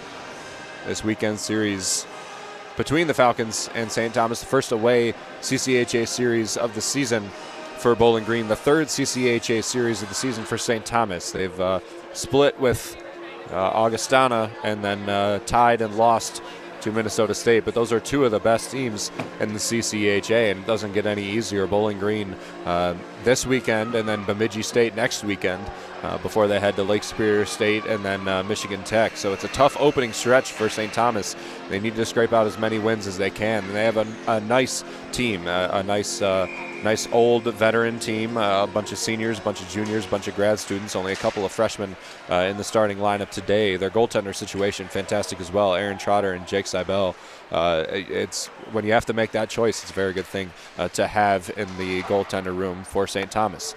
St. Thomas wins the faceoff. Scardino with the puck now, trying to work it out and around from behind his goaltender. He can't do it. It's cleared up to St. Thomas, who still has a man advantage for the next 35 seconds. O'Neill backing in, Foley working his way around. He's defended by Seth Fighton, who gets a little bit of a stick on that one. O'Neill works in, gloved by Cole Moore. 24 seconds left to play in the penalty when Eric Parker will skate back onto the ice. Interesting layout of the St. Thomas Ice Arena. It's home to St. Thomas Academy, who is just looking at the banners on this in this arena. They're a 5-time state championship team. But the benches on the far side of the ice are right next to the box, so Eric Parker can skate right out of the box and right to the bench if he so chooses. He doesn't really have to enter play. He can go for an immediate change, not having to skate all the way across to the other side of the ice. Cole Moore now on the right side of the ice, Jake Seibel on the left. Bowling Green trying to get the puck out of their O zone, which means they're trying to get it more toward the left across your radio dial. Foley working in and around. Another shot just kicked away by Ben Wozni. Keeping it in is Foley. Another shot. Oh, and he fills it from the point. Possibly tipped in. I think it definitely was.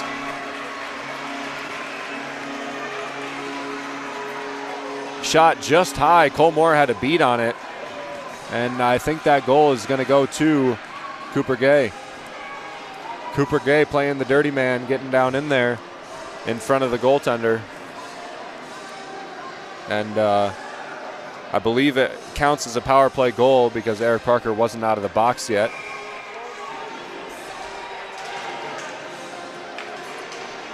St. Thomas wins the faceoff, takes it back. They lead 2-1 now. With the puck now is O'Hara, works it back to McKinley. O'Hara flipping his way in, but is blocked at the line by Gower. Turning it back around is O'Hara. O'Hara has to leave it in the zone. Pullman collects now on the offside warning for the Falcons, and the warning goes away as St. Thomas takes it in the neutral zone with full possession. McKinley trying to clear it out. St. Thomas trying to keep it in. Not able to do so. O'Hara comes up with it now, takes it out the near side of the ice. He's got Imonen near side. Pass across, shot. This one on the doorstep. Can they put it in? They can. It's covered up by Jake Seibel after the whistle blows.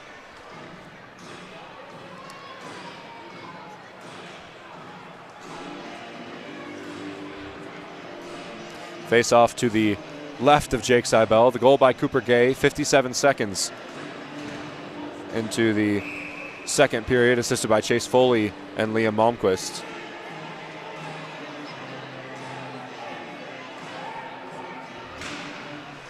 Face-off won by Bowling Green. Back out to the point. Shooting it in. This one just goes wide right of Seibel, who refuses to put a leg or a stick on it. Near side, Blake is blocked at the point. Back around to Foe. Foe can't hold on. Seeking in now is Niedermeyer. Is pressed up against with Jaden Grant. It clears to the white jerseys of St. Thomas. Up into the zone. Parker leaves it in the neutral zone. Brett Foe returns a hit. Up, another hit to Sturzer. Fighting with the forecheck. Hit mid-ice on Peters. This one goes way back and around, and Blake will collect. Up to fighting. Quentin Pepper dumps it back in the zone, and it'll be handled by Eric Parker, who calms this puck down, lets his guys go for a change if they so choose. Grant off and Scardina on, so now Parker deems it a good time to still sit there behind the goaltender. He's waiting quite a lot. Now he'll take it out, pass off the boards up into the zone. Zonka, pass in. Scardina with a low angle shot just wide left of the goal. Ranging in toward the near side. Pass now to Pepper, who takes it up in. Off the half wall. Zonka collects, trying to get it around. He has it now. Back into Wozni. Wozni across to McKinley to Scardina. Scardina looking for a pass. He gets it into Wozni. Wozni, the defenseman, taking it up through the zone. Zonka's shot is blocked with the stick of Foley. Scardina with the puck now. Centering pass to Kabanoff, and he's not there. This one's a chance from Maxwell Martin. Just goes wide right. Lucas Wallen with a little bit of a breakaway now. Defended by McKinley. Wallen shoots it far left of Cole Moore. This one didn't really have a chance. Centering pass. Another chance from Ryan O'Neill, and it's blocked at the point by Ville Imonen. Martin off of the wall into the zone. Press Mason Pullman up against the boards. Fighting it away is Bowling Green. A little bit more physical to start the second period. 16 minutes left to play in the second. Only a couple of whistles so far. Passing in with some defense. Poking it away is Imonen. Is good defensive play there. Duran up. Clean pass to Waters. Waters up and in the neutral zone. Past the blue line. Pressed up against by Ratzlaff. Working it in. The pass to Norris won't land. Blake keeps it in the zone. O'Hara now pushing it out and around. Kicking away from the blue paint is Seibel. In the middle to Duran, who sends it just wide right of the net. Blake almost puts on a hit. O'Hara has to wait for his guys to get onside. Pushes it back to the dot. Now up and into the zone is Waters. Waters' shot goes up and into the netting. The whistle blows. 2-1 St. Thomas. 15:24 left in the second period, but a strong offensive stand there from Bowling Green. That's a good thing to see from this Falcon team, is such a momentous rebound, giving up that goal to Cooper Gay only 57 seconds in to the second period. Power play goal by Cooper Gay off of the shot from Foley and Liam Malmquist. But to be able to come out and be so offensively present with momentum like nothing ever happened down a goal is an impressive turn from the Falcons last year to this year under Willie. Niedermeyer and Grant giving pressure back around to Casey Leyland, and this will be an icing as it misses Leyland's stick and skates all the way behind Cole Moore. 2-1 St. Thomas here in their home barn in Mendota Heights, Minnesota.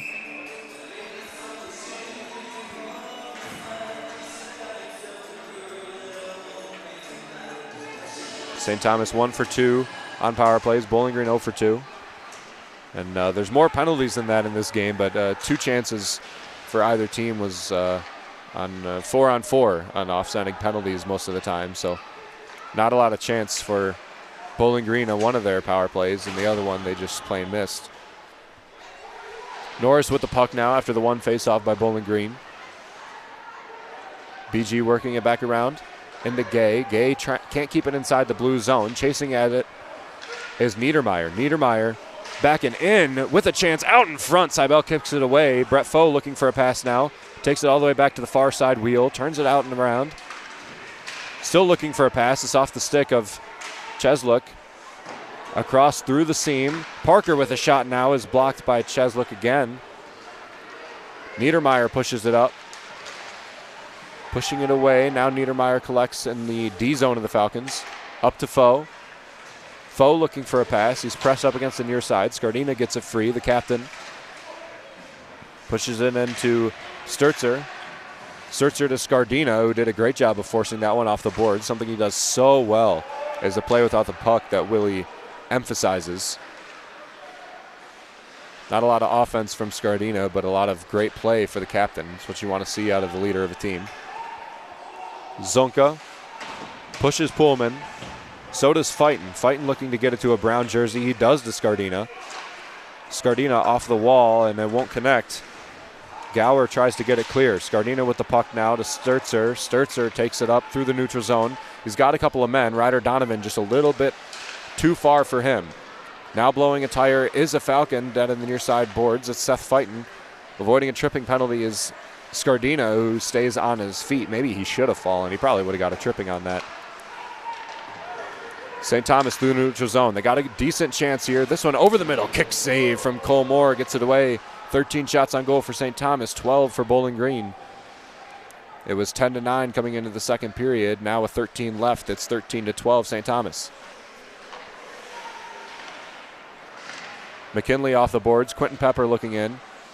Brasini looking to get it to him. He turns it back around, but it hits the free stick on the ice. Up to Imonen. Imonen the pass up. Kept in by Emerson, who's going to be the first one there. Imonen leaves it in. Ohanis into Blake. Blake off of his skate with the stick, looking it around. Pass. Oh, he had a man open with Ville. Imonen right in front of the net. Imonen now with the puck, taking it up through. Backhand pass, won't connect with O'Hara. On the ice, as it drops down in front of Seibel, the whistle blows as it covers it up. 12-12 left to play in the second period. Still 2-1, St. Thomas.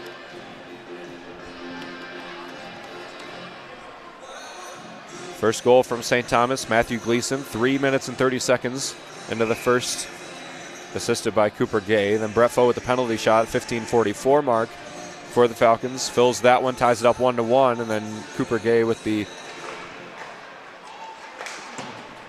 right now the go-ahead goal, a power play goal, 57 seconds into the second off the penalty from Eric Parker. Assisted by Chase Foley and Liam Malmquist. There's an icing against St. Thomas. Chase Cheslock. Pass just a little bit too far off the glass.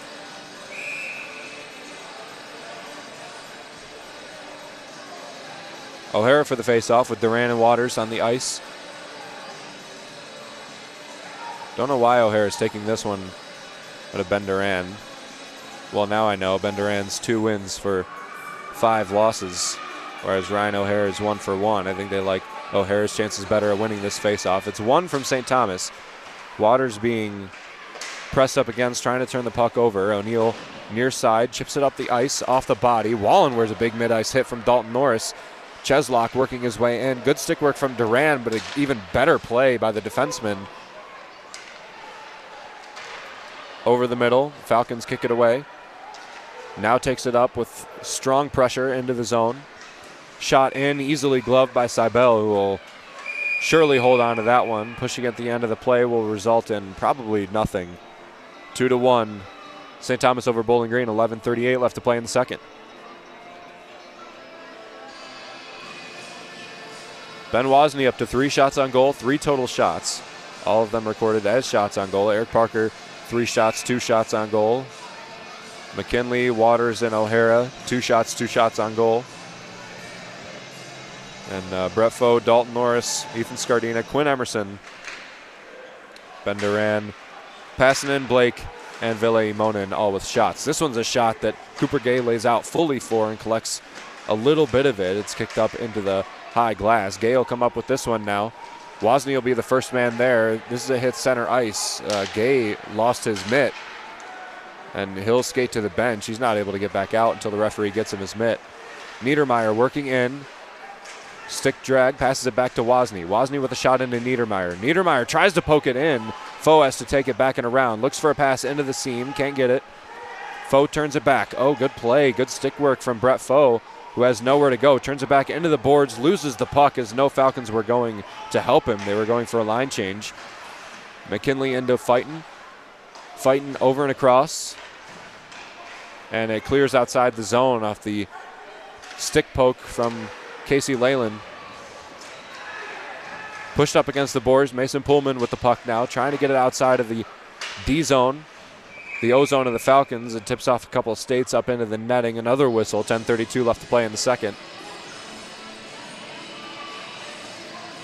Eric Parker, Jack Blake, Seth Fighton, Ethan Scardina, and Adam Zonka on the ice now for the Falcons. Peters, Leyland, Donovan Sturzer, and a Jack Ratzlaff, the extra skating defenseman. Ryder Donovan wears a big hit pressed up against the boards. He might have hit his head there, shaken up a little bit at the end of that play. No penalty is assessed, thank goodness. St. Thomas up through the zone. There's a chance here, and it's covered up by Cole Moore before Ryder Donovan could get a good stick on it. It's 10:16 left to play in second. Only a couple seconds expired on that drive for St. Thomas. BG back on top in shots on goal, 15-14. They now lead in total shots as well, 25-24. So it's been tight. 6 penalty minutes for the Falcons, 8 penalty minutes for St. Thomas. Would have been 10, but Willie elected to take the penalty shot instead of the man advantage. Back pass up in the ice. Pressing down is Zonka. Dalton Norris up. Pass into the neutral zone. Emerson might have been offsides. A warning is the call, so the Falcons will have to all retreat. Warning is away. Cheslock up into the neutral zone. Off of Maxwell Martin's skate over into Cole Moore. Passanen. Back around to Norris. Intercepted by Ville Imonen, who holds clear possession. Pushing it up. It's held onto. Waters tips it back into the zone. The whistle blows. Offside is probably the call, and I think it will be on Ray Christie. 9:38 left to play in the second period. We have our media timeout. 2-1. St. Thomas leads Bowling Green, and Bowling Green's first away CCHA series of the 2024-2025 campaign on WBGU 88.1 FM.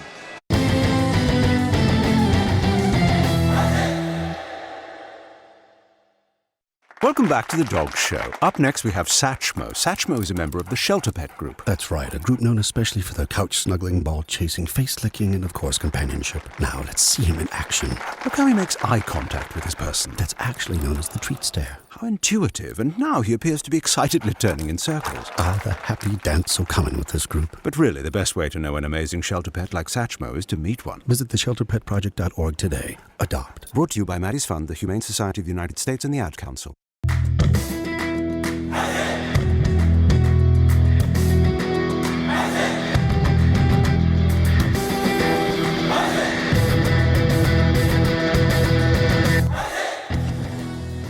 Falcon men's basketball welcomes Niagara to the Stroh Center on Tuesday, November 19th.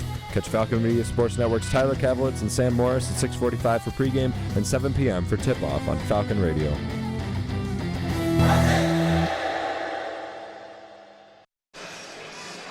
Bowling Green looking to get back on the board, tie this game up at 2, but St. Thomas leads by 1 right now, 2-1 over the Falcons in the home barn of St. Thomas. St. Thomas Ice Arena, home of St. Thomas Academy and the University of St. Thomas here in Mendota Heights, Minnesota. Ben Clark from the Falcon Media Sports Network. For all BGSU sports news and updates, including everything about BGSU hockey, go to bgfalconmedia.com or BG_FMSN on Twitter for the rebroadcasts of this and all other BGSU hockey games from every game and Bowling Green's schedule. Go to the BG Falcon Media YouTube channel where we upload our rebroadcasts and video content, and then follow BGSU hockey as well while you're at it. They do some pretty good stuff. It's one of the best sports on campus to watch both in person and listen over the radio. So support BGSU hockey. Benderan, after the one face-off, takes this one into the zone. He takes his stick away from Cheslock. He has to skate over end of the bench. Now he gets hold of the puck. He's tripped up, but so is the defender, Malmquist. Ryan O'Hara with a one-on-one now with Cheslock, working his way in. It's on the doorstep, and whistle blows. We'll see what the penalty is. I don't think it's on Ryan O'Hara. I didn't see anything. Possibly an interference on a defender. It'll be on Lucas Wallen, which is a tough loss, not only because of the man disadvantage, but Lucas Wallen's your highest scoring forward, or one of your best scoring forward, I should say. 2-minute minor for tripping. Assessed to Lucas Wallen. The Falcons with a 5-on-4 power play. 9:14 left to play in the second period. Prime opportunity to put a goal on the board, tie this game up at 2. Martin with the puck now into O'Hara. O'Hara with a backhand chance, and is covered up by Seibel. O'Hara's yet to score in this campaign. He's got 5 assists. That's leading the Falcons, one of the leaders in the CCHA as well. Just has yet to find that elusive goal. One of the highest shot takers on Bowling Green and in the CCHA, and just hasn't been able to fill the net yet. False start against O'Hara. Pushing it away is Martin. Pass in, back to Martin. Across to Norris. Norris into O'Hara at the near side, playing the point. Looking to pass it in. This one to Waters. Waters to Martin. Martin back all the way around to Norris, trying to spread the ice out a little bit. Norris back out at the point. McKinley to Norris. Near side wheel. Now to McKinley again. Almost tipped in by Ryan O'Hara, working his way in. McKinley will handle this one. Oh no, it'll clear outside of the zone. Stick handling error against McKinley. Pass up into O'Hara, who's got some open ice in front of him. Weave over into the middle. O'Hara turns it back, leaves it in, and it's iced by St. Thomas with a $1:10 left to play. And the man advantage. This one's almost turned over. Cole Moore with a little bit of missed stick handling. Cooper Gay with the forecheck. Quite a big man to be forechecking, 6'4". Kabanoff's pushed outside. The Falcons have to get back onside. Foe with the puck now, still pressured by Cooper Gay. Wozni turns it back around, just as big as Cooper Gay, and Gay's a forward. Wozny's a defenseman. That should tell you all you need to know right there. Kabanoff to Foe. Foe pressing it in, again cleared out by St. Thomas. 35 seconds left in the power play for the Falcons, and they really haven't put a good chance on net. Wozni leaves it back. Kabanoff up. Foe on the far side. Into Scardina. Scardina mishandles. Peters will have full control of this one. Presses it up against the boards, trying to waste time, even though it's in the D zone. This one will be kept in by Wozni with 13 seconds left. Wozni near side. Nobody streaking toward the net. Kabanoff looking in. Pass back out and behind. Scardina back to Kabanoff. Kabanoff looking across. Pass all the way in. One-timer from Brett Foe. It's on the doorstep. Falcons working through a flood of skates from St. Thomas. Even strength as Cybele covers this one up. 7:12 left to play in the second period. St. Thomas successfully kills off another Falcon power play. 0 for 3 on the power play today are the Falcons. 1 for 2 is St. Thomas.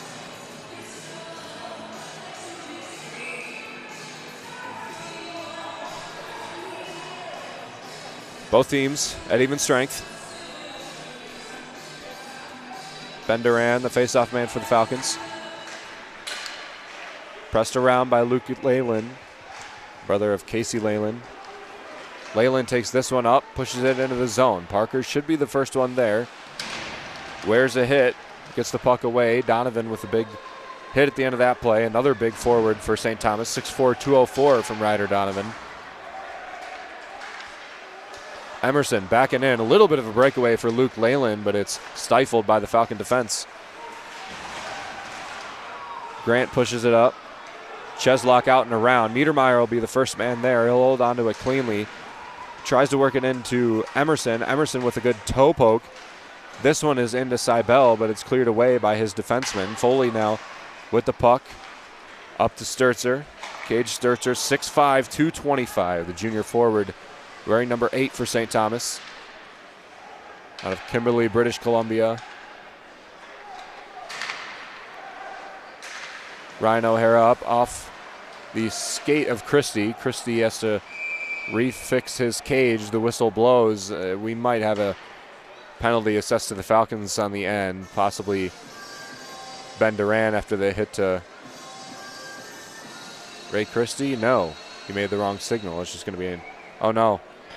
Brody Waters with that hit to Ray Christie may have got the elbow a little bit too high. As I saw at the end of that play, Christie was adjusting his cage. I think roughing was the call, unintelligible from the referee. Falcons will be on the penalty kill.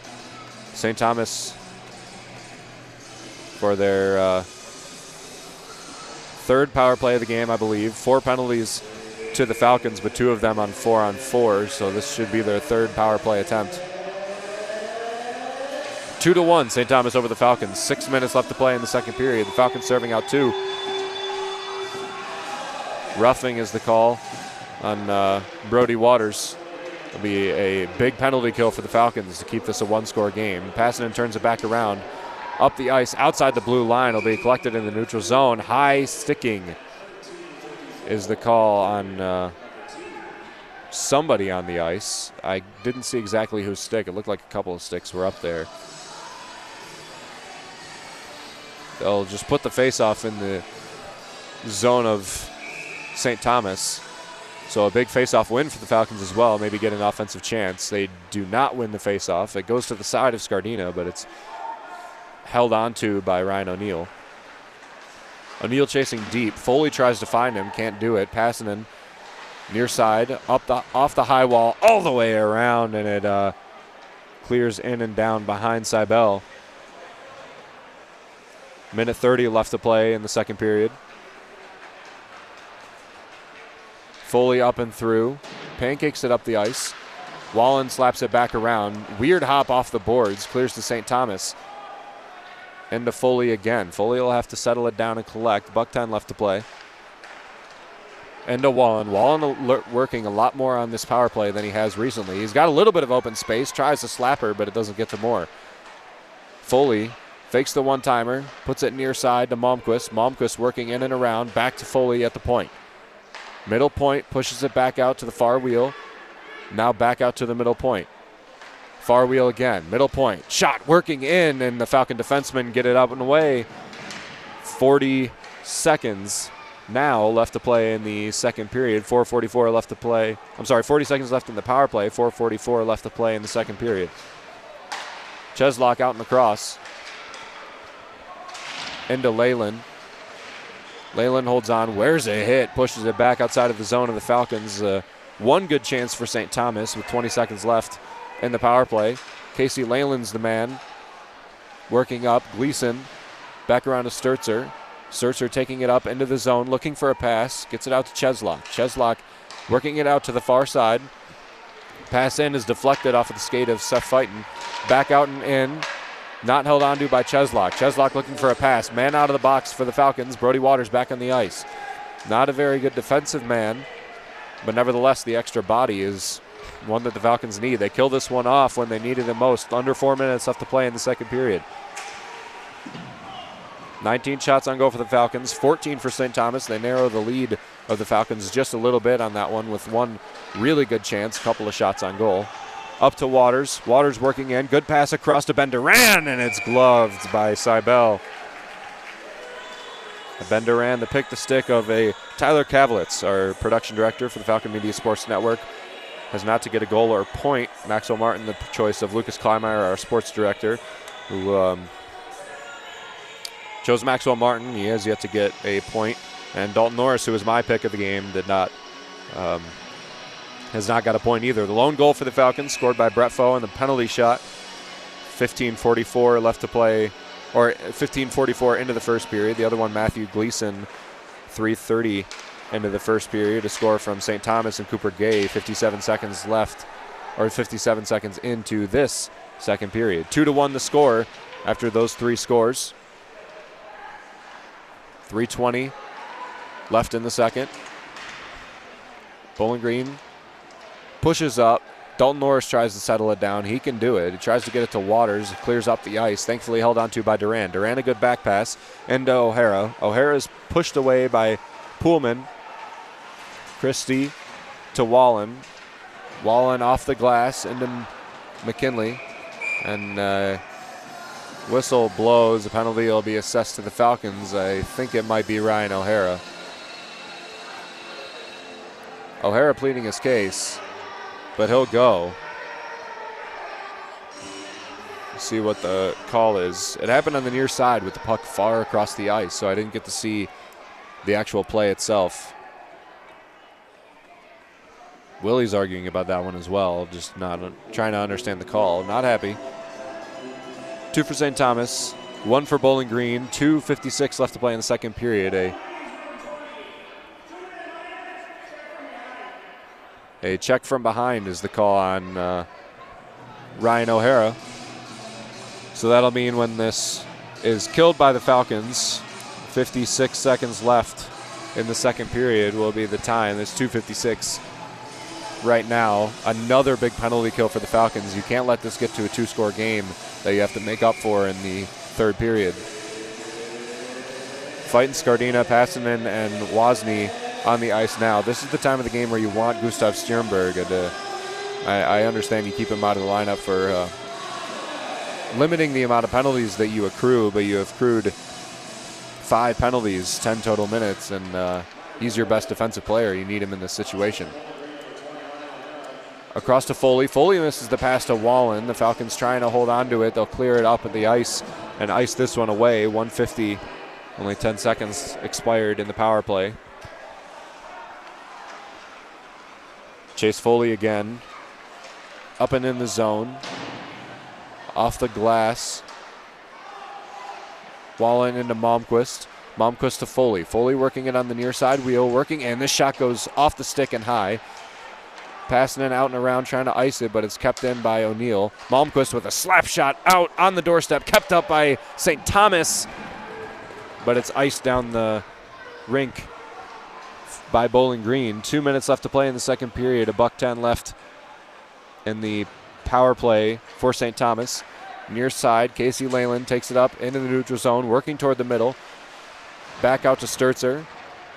Sturzer is hit, clears it out of the zone. Cheslock trying to force it back in. Casey Leyland up and in. Offside is the call, and face-off will go out to the neutral zone. 54 left to play. Man advantage for St. Thomas. One shot on goal in the last power play for St. Thomas only a few minutes ago. They've got one so far in this one. The Falcon defense has been very good on the penalty kill as of late. Just in general, seems like after that Western Michigan game where they gave up 6, the defense has been pretty solid. Backing around, Cheslock to Leyland. Luke Leyland working it in. Cheslock back, one-timer across, and it's kick saved by Cole Moore, and it's fed down the ice by Falcon defensemen. But they'll go for a change, settling it down as Malmquist, the leading scorer for St. Thomas. 4 goals, 7 assists for Malmquist on the season. He has an assist in this game on the goal by Cooper Gay, the deciding goal as of right now. Off the glass, Casey Leyland tries to keep it in. Off the high wall, back around to Sturzer. Sturzer can't hold on. Passing in, trying to work it around. Wozni wearing some pressure. Puck is still not out from behind Cole Moore. Stick clacking on the ice from Seibel, signifying that now the man is out from the Falcons. Pushing away is Ryan O'Hara, right off the box, onto the puck, off the high wall, up the ice to Scardina, but he's not there in time. It goes off the half wall. Wozni will go off for Dalton Norris. Wozni played the entirety of that 2-minute penalty. 37 seconds left in the second period. Falcons kill off 2 penalties in a row in clutch time to maintain a 1-score game. 2-1 St. Thomas over Bowling Green. 29 seconds left. The icing call will send the faceoff back to the side of Cole Moore.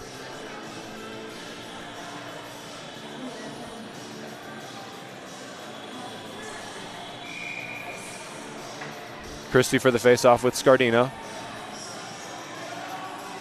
Been nothing short of brilliant in the faceoff circle. Not too great in this game. 5 wins, 6 losses for Scardina. He wins this one, but there's some pressure up against the boards to see who's going to come up with it clean. Stick pokes away. This one's a shot from Wallen, and it's covered up by Moore. He'll opt for him another faceoff. Tension's boiling over just a little bit. 16 seconds left to play in the second period. Still 2-1. The Falcons will probably be content to head out this one in a 1-score game and try their hand at the offense going into the third period. Colmore 16 saves, 2 goals allowed, .889 save percentage. Seibel been brilliant, 19 saves, 1 goal, .950 save percentage for him. 2 goals by Matthew Gleason and Cooper Gay, assisted by Chase Foley, Cooper Gay, and Liam Malmquist. The 1 goal for the Falcons, Brett Foe on the penalty shot. Beautifully executed. Instead of taking the man advantage, Willie trusted Foe, and he was able to put it through. Pressing against the far boards, both teams are likely heading out with a 2-1 game. That they will after the whistle blows. 2-1, the score heading into the Marta Crow second intermission report on WBGU 88.1 FM.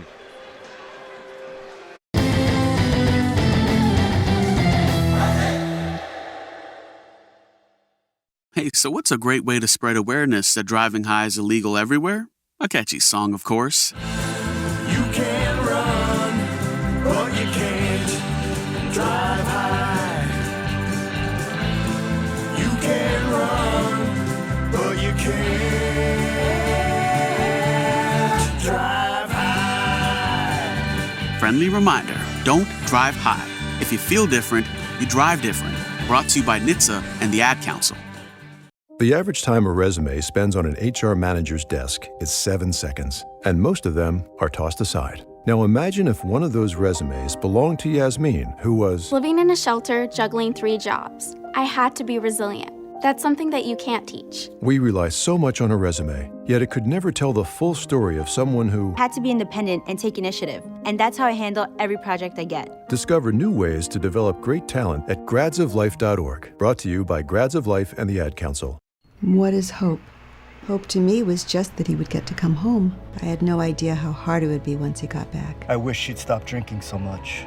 She thinks it's helping, but it's not. I act like I don't care if he comes to my games, but I hope he does. I hoped he'd get help. He told me to stop asking. I didn't.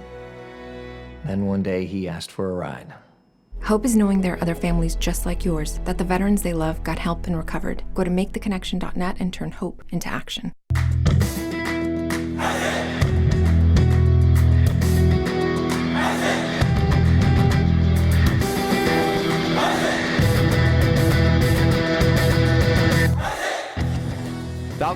battle St. Thomas on the road on Saturday, November 16th. Join Falcon Media Sports Network's Ben Korek at 6:45 for pregame and 7 p.m. for Puck Drop on WBGU 88.1 FM. I'm a wife. A sister. And a grandfather. I'm an office clerk. I'm a research analyst. Dance fitness instructor. Actor. I'm a copywriter. I'm a veteran. I have lupus. Cerebral palsy. I'm blind. And I'm working in a job I love. I love. Because I was given a chance. To contribute my skills and talents. To show that my disability is only one part of who I am. Who I am. Who I am. At work, it's what people can do that matters. For more information, visit whatcanyoudocampaign.org. It's 4 a.m., Monday, and you're literally sucking baby snot through a tube because she's congested. Man, that's love. And if you love her that much, love her enough to make sure she's buckled in the right car seat. To make sure your child's in the right seat for their age and size, visit nhtsa.gov/the right seat. Show them you love them. Keep them safe. Visit nhtsa.gov/the right seat. Brought to you by the National Highway Traffic Safety Administration and the Ad Council. My name is Bobby. I'm a veteran and lost my leg to a roadside bomb. My victory was going from a wheelchair to becoming a weightlifting champion. I'm Sam. I'm a veteran. My victory was finding a career that I could be proud of. At DAV, we're on a mission, helping veterans of all generations get the benefits they've earned. I'm Cece. My victory was finishing my education. When America's veterans win, we all win. Help us support more victories for veterans. Go to DAV.org.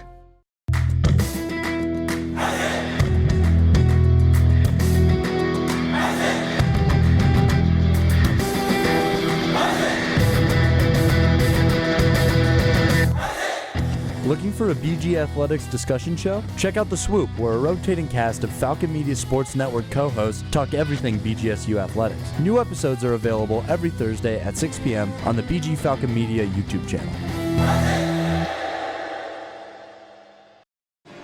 Welcome back to St. Thomas Ice Arena. The second intermission report sponsored by Marta Crow, the late Bowling Green State University hockey fan of over 40 years, survived by her husband Rick Crow, who has sponsored our travel this season with BGSU hockey. Will be at every single BGSU hockey game, home or away, for the entirety of the 2024-2025 campaign. In addition to our broadcast, you can go to bgfalconmedia.com for our news, content, and updates, the BG_FMSN, where we post some social media stuff, as well as reminders about our broadcasts and other content updates as well. And then the BG Falcon Media YouTube channel, which we post rebroadcasts and other video content, all related to BGSU athletics. The Falcons find themselves down by 1 goal early before we start this third period. They're down 2-1. The first goal scored by Matthew Gleason, the 3:30 mark into the first period, assisted by Cooper Gay. Rattled around on the doorstep and then kicked over to Gleason, who took the one-timer and sent the lead to 1-0 in favor of St. Thomas. The 15:44 mark, Brett Foe on a penalty shot worked it around from the far side wheel here in St. Thomas Arena, and they wrist shotted it in on a quick draw and did a phenomenal job tying the game. 15:44 left to play. No scoring into the second period, but we did have a penalty by Eric Parker that carried over a minute into the second period, and with 3 seconds left on the power play for St. Thomas, Cooper Gay was able to fill the net off of the shot from the point from Chase Foley. Gay just had to knock it in, just kind of bunt it out of the air. Liam Malmquist to Foley. Foley with a high shot in, and it was knocked down by Cooper Gay, and that was the last score of the game. We had the majority of the second period completely non-scoring. The Falcons did a phenomenal job of killing off 2 penalties at the end. One assessed to Brody Waters, one assessed to Ryan O'Hara. Both were killed off skillfully from the Falcons. Only a couple of shots on goal totaled between those 2 penalties, 1 in the first and only 3 in the second. No goals allowed. That's the important part of any penalty kill, and they were able to maintain momentum after that, get the puck back, hold on to possession. They played a very strong, complete game. Offensively, they've made a lot of chances. They've had more shots they have 3 less shots than St. Thomas, but more shots on goal by 2. And at one point in the period, it was 19 to 14 in favor of Bowling Green in shots on goal before those two penalties plagued the Falcons. So they've offensively played a little bit better than St. Thomas. St. Thomas has just found that extra goal that the Falcons haven't. The Tommies have rivaled the Falcons in face-off wins, pretty much 50-50 at this point. When the Falcons led by a decent margin at the beginning, they were doing a good job of winning face-offs in those penalty situations, especially in the zone of the Falcons. They had a winning face-off percentage in the Falcon O-zone, especially in that second period. Did a very good job of winning face-offs on penalties. Again, the goals by Cooper Gay and Matthew Gleason, assists by Chase Foley, Cooper Gay, and Liam Malmquist. You know, Cooper Gay has been a player that torched the Falcons last year in 2.5 games played, injured in the third game, but he had 4 goals, 2 assists. He added onto that a goal and an assist today, so he's up to 5 goals and 3 assists against Bowling Green in the last year. He's a fantastic player, but against Bowling Green, he really turns on the jets, so to speak. Liam Malmquist had 2 goals and 3 assists last season against the Falcons, all in the first series. He added to that and that assist today. So a couple of forwards are the key guys for St. Thomas so far this season and in this game as well. They've made the difference in this game. They've played very aggressive. They've hit. They've done a good job of staying out of the box. Lucas Wallen is one of them that hasn't really done a good job. 4 penalty minutes. He has a decent amount of face-off wins, a lot of shots on goal. None of them have landed. But those 4 penalty minutes, he spent 4 minutes off the ice. And the high scores for St. Thomas have been on the ice. And that's, we mentioned in the pregame that penalties were going to play a huge part in this game, and they have. St. Thomas is 1 for 4 on their power play opportunities. The Falcons are 0 for 3 on power plays. You might be wondering why, with 10 total penalties in this game, there's only 7 penalty attempts, and that's because Bowling Green had a offsetting penalties for the majority of the run early in the first period, and with only, I think there was only like a 5 or 6 second mismatch. So they had a 5 or 6 second power play before their man got back in the ice, which really doesn't count. So they're 0 for 2 in their true power play stands. The other ones being 4-on-4 hockey, where we had offsetting power plays, a couple of roughing and slashing that have offset. That's how we got to this point right now in the penalty discussion. 16 saves from Cole Moore, 2 goals allowed, 80-89 save percentage. He's been pretty good. He's been challenged a couple times, allowing 2 goals and those couple of really good chances for St. Thomas. They've been able to capitalize well. Jake Seibel, 1 goal allowed, 19 saves, 950 save percentage. He had 5 goals allowed and 7 goals allowed in games against Vermont and Minnesota State. And then his other 2 games against St. Cloud State and another one against Minnesota, he only had 1 goal allowed. They didn't end up winning the game, but that's 2 1-goal appearances and 2 5+ goal appearances for Jake Seibel. He's got 1 goal right now, so the Falcons looking to pepper him in the third period, hopefully to get a shot past, fill the net, tie it up, and try and force this one at least to overtime or maybe outright win. The Tommies do have a little bit of a problem when leading in the third period. They've already blown 2 games. They've lost 2 games this period when they come in, or this season when coming into the third period leading by a goal, one of which against the Minnesota State. Minnesota State scored 4 goals in the third period, coming all the way back and beating St. Thomas in that game. And that's something that the Falcons can take advantage of, is putting some pressure on in this third period. St. Thomas's defense has been a little bit late back. The Falcons have had some pretty good long rushes, some pretty good breakaways. Ryan O'Hara, for one, had a pretty good breakaway that he wasn't able to fill. Seth Fighton with another one. Good stick work. Got it over to the middle. He was being pressured a little bit, but a good breakaway, and ended up drawing a penalty at the end of that play. And then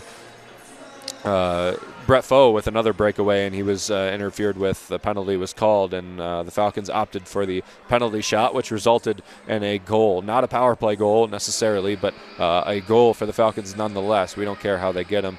So Bowling Green scoring their 1 goal off of a penalty shot from Brett Foe. St. Thomas scoring their 2 off of a power play and an even strength goal from Cooper Gay, the last one, and Matthew Gleason. The first goal of the game. We'll head into the third period in the next 4 or 5 minutes or so, and we'll bring you back and talk about a little bit about our pick the stick, and then some more scoring and some things about what we want to see from the Falcons heading into the third period. You are listening to BGSU Falcon Hockey on WBGU 88.1 FM.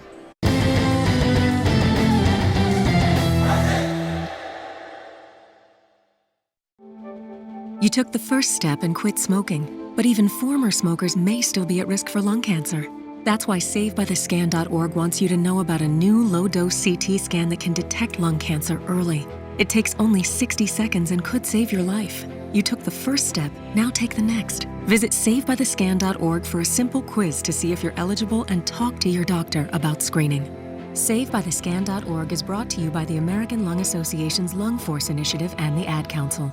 This is how we do every day. We be grinding, and if you wanna come and text us, if you love them enough to turn off your music and pretend like their music is your music, this is Mommy's jam. Then surely you'll check nhtsa.gov/the right seat to make sure they're in the right car seat. Let's play it again. Check today at nhtsa.gov/the right seat. Brought to you by the National Highway Traffic Safety Administration and the Ad Council.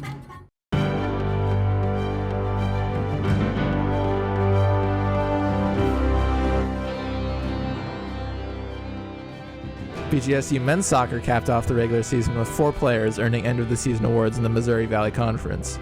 Kyle Cusimano earned the MVC Defensive Player of the Year award, as well as a spot on the All-MVC first team, leading the defensive unit to significant improvement through the season that led the Falcons to 4 shutouts in the last 9 games. Forward Trace Terry earned his first spot on the All-MVC first team, while his goal-scoring partner Bennett Painter made the All-MVC second team, and they scored 11 and 12 regular season goals, respectively. Lastly, graduate students Alberto Naya and Brendan Graves earned spots on the All-MVC teams. This has been 60 Seconds in Falcon Athletics.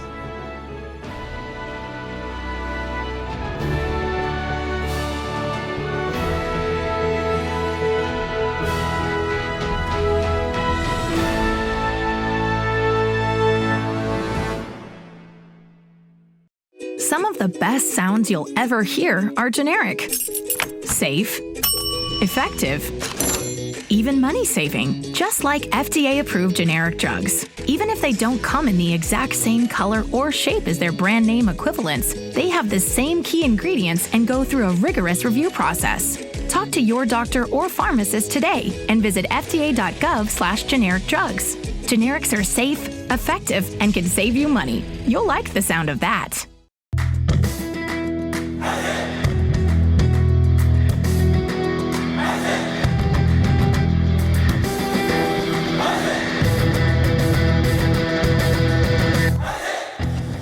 BG Volleyball ends their regular season at home against Ohio on Saturday, November 16th. The Falcon Media Sports Network's Chaz McNeil and Carter Leonard will be on the call at 5:45 for pregame and 6 p.m. for first serve on Falcon Radio.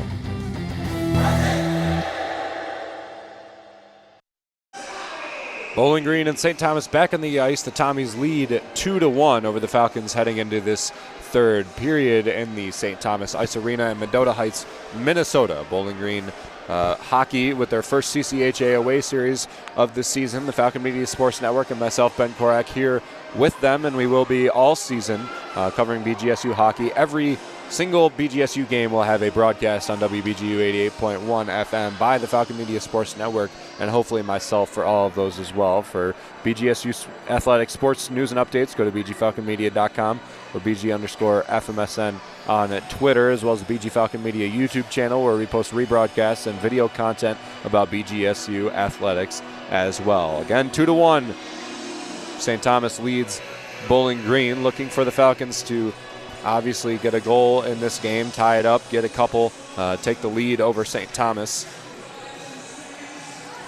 They lost both to St. Thomas in the first series in the Slater Family Ice Arena last season, and then they won the first game against St. Thomas in the second series of last season outright. And in the second game, it was a 3-3 tie heading into the shootout, and a shootout winner from Ben Duran won the game in shootout fashion from the Falcons. They took a point in the CCHA because of that. They do have 6 points in the CCHA right now after the sweep of Ferris State 2 weeks ago. And then Friday and the Saturday series against the Bulldogs resulted in a 2-0 and a 5-4 victory for the Falcons. Malmquist fans on his shot, pass over in the middle. Malmquist with the turnover, and its shot goes up into the netting. And the Falcons will reset, take a face-off to the left of Cole Moore. Moore with 16 saves. This will be his 17th. 2 goals allowed. 889 save percentage. His opponent on the other side, Seibel, 19 saves, 1 goal, 950 save percentage. Just been brilliant in this game. Couple of bull rushes from the Falcons that he stifled pretty easily. Waters with the puck cleanly now, takes it up the ice, leaves it in for O'Hara. O'Hara dumping into the O-zone, all the way back around. Out and in, working in over the middle to Waters, and Waters wasn't there, and good placement. Passing it into Waters. Waters tries to push it through his legs, can't do it. Passing in now with the puck, giving chase. Wallen pushes up the ice. Ben Duran pushes him down, wanting a call as the St. Thomas bench, but they're not going to get it. O'Hara up and in. Gower out and around, kept in by Jack Blake, who put a hit on as well. Lucas Wallen hit the ice after a hit from Jack Blake, who's played pretty good defense in this game. Skating off to the bench is Ben Wozni. Parker trying to dump it in now. Gleason leaves it for Gower. Gower back around to Leyland. Leyland looking up to Cooper Gay. Off the stick, into the netting, and again, the whistle will blow as it touches the wire here in St. Thomas Ice Arena, and it'll fall to the left of Cole Moore. St. Thomas Ice Arena, Mendota Heights, Minnesota, the home of St. Thomas Academy, 5-time Class A state champion of Minnesota, as we know, the land of 10,000 lakes and 10,000 high school hockey teams as well. All of them seem to be good. This one's a shot kicked away from Cole Moore. Beautiful directional save. This one is another one that's shot in and gloved by Moore, who'll opt for another faceoff. Something we don't talk about a lot from Cole Moore is his ability to direct saves away from a lot of bodies. We don't see it all that often in college hockey, or not so successfully, but not only does he save pucks, he does so away from the white jerseys in this instance of St. Thomas, normally toward the orange and brown. Falcons wearing their all browns today with the orange lids and orange mitts. St. Thomas wearing their white with black shorts. Purple outlining is their main color. A lot of things here in Minneapolis and St. Paul are purple. Coming in is Sturzer. Sturzer loses the puck. The Falcons gain control. It's like a 3-on-3 rush here for the Falcons. Maxwell Martin working his way to the inside. Imonen with a shot. It sails just high and wide. Parker with a chance now, but it's cleared outside of the zone. Foley comes up with it. Ryder Donovan's pocket is picked by Jack Blake. Blake's really making a case to stay in the lineup with the scratch of Gustav Stjernberg in this game. Was not seen ice time. He's not even dressed. For the Falcons, one of the best BG defenders. Some good shifts for Jack Blake in this game, though, making up for a little bit of a hole that's left. Looking for a pass over into the middle. Can't work it into the slot. This one's worked into the slot, but it is no cigar for Ben Wozni, who was streaking in toward the net. Jaden Grant with a shot is kicked up by Seibel. Niedermeyer works his way in. Off the stick, up high. The Falcons come up with it now. Work it over to the point. Ben Wozni fakes the shot. Pushes it over to the far side. Back in. Oh, my gosh, an open net. Breck McKinley streaking toward, but it hit his skate, not his stick. McKinley with a back pass now to Brett Foe, and this will be a breakaway for St. Thomas. Brasini looking in. Waters gains position, gets it all the way over, working it in front of his own tender, but he comes up with good stick work. Clacks off the net. Foe over the inside. Pullman kicks it back out. Big hit near side from Brody Waters. The whistle blows. A penalty will be assessed on Waters. It looked like he hit him a little bit too high. Some jawing going on after this play as a little bit of a dirty hit from Waters on what looked to be Ethan Gower. Falcons will have 3 straight penalties in this game. That'll take them to 12 minutes total. Finally surpassing St. Thomas, who only has 10 minutes.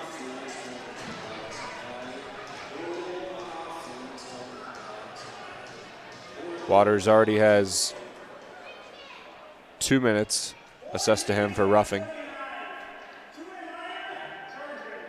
Charging is the call on Brody Waters. Looked like a little bit of a high hit. Stick up toward the neck or face guard area on Ethan Gower, who took exception to that one, as is his right. But it is, at the end of the day, a Falcon penalty kill and a power play for St. Thomas. They haven't converted in the last two. Falcons did a good job of killing off. The same penalty killing crew for the Falcons on the ice: Ethan Scardina, Seth Fighton, Tommy Pastanen, and Dalton Norris.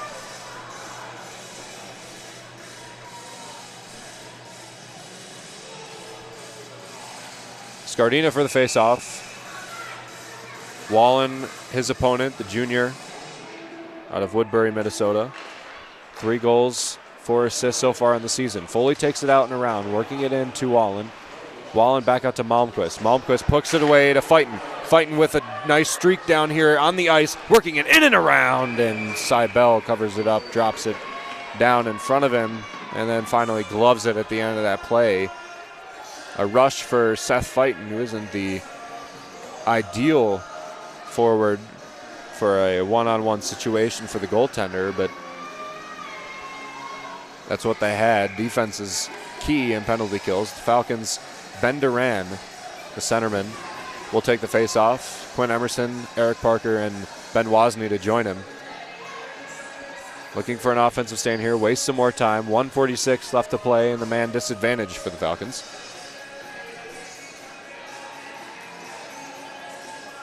Falcons now trail in face-off wins, 27-24. Ben Duran is, after being 0 for 5, is now 5 for 6. So he's won a lot in a row. Didn't win this one. St. Thomas works it back around. Foley, who is a grad student and a staple on this power play for St. Thomas, working it all the way in, pushed away by Eric Parker. Parker tries to ice it back around. He can do it. There's no man on the boards to stop that one. O'Neill has to give chase, and he'll elect to go for a line change instead with no forecheck from the Falcons. Near side, taking it all the way in. Falcon sticks get in the way. It's halted down in there in the slot. Cheslock takes it around. Over and in. The Falcons try and ice it, but fanning on it is Tommy Pastanen. Scardina now finally gets control, slaps it out of the zone. 55 seconds left to play in the power play for St. Thomas. 15:34 left in the third period. Falcons desperately need a goal, but need to kill this one off even more. Colmore stops the puck with a man in his face, scoots it all the way back around, iced again by the Falcons, who have yet to leave a good chance for St. Thomas. 32 seconds left in the power play. Parker now with clear control, gets it around. Matthew Gleason digs it out, leaves it back for Cheslock, but it's up high out of the zone again. 20 seconds left. Falcons will go for a line change. Still no good chances for St. Thomas. Really haven't tested Colmore so far in this game outside of the 2 goals. Brasini now into the zone, trying to work it into the slot. He's pressed up against by Tommy Pastanen. Cleared outside of the zone again. Man out of the box for the Falcons. Waters will play. He will not go for a change. Turnover. Ben Duran with the puck now. Turns it back around to the inside. Waters with the puck. Back over. Ben Duran trying to clack it out. It clears the blue line, but the Falcons possess. Pass over and into Waters. Waters with possession. Turns it back around. Pass over into the slot. Ben Duran's not there. Tips over towards Seibel, and he covers it up, spinning with his head toward the back boards. But the Falcons kill off 3 straight penalties. The score is still 2-1, but impressive display of defense from the Falcons against a high-powered St. Thomas offense. BG still leads in shots on goal, 22-20. They trail in total shots by 3. They trail in faceoffs won by 4, a rare sight for Bowling Green, even though they have possessed the puck quite a lot, haven't won as many faceoffs as we have become accustomed. Stick breaks on the faceoff. Niedermeyer's playing without one. He'll have to skate over to the bench with his guys pressing against the boards. A man will come off for him, but St. Thomas will have some advantage. Fighton will come off. Up the ice to Imonen. Imonen chips it into the zone. Seibel in a little bit of trouble. He has to get that one out quick. St. Thomas with a rush now. Takes it up and in. Beautiful defense by Seth Fighton to press him up against the boards. Puts a hit on Wallen as well. Imonen In through the zone, trying to pass it up to Foe, but it won't land. Now in is Wallen. Wallen with a 1-on-3 shot. Oh, off the crossbar and wide. That was closer than Colmore ever thought it was. Malmquist takes it back through the neutral zone into the D zone. 3 sticks laying on the ice for both teams.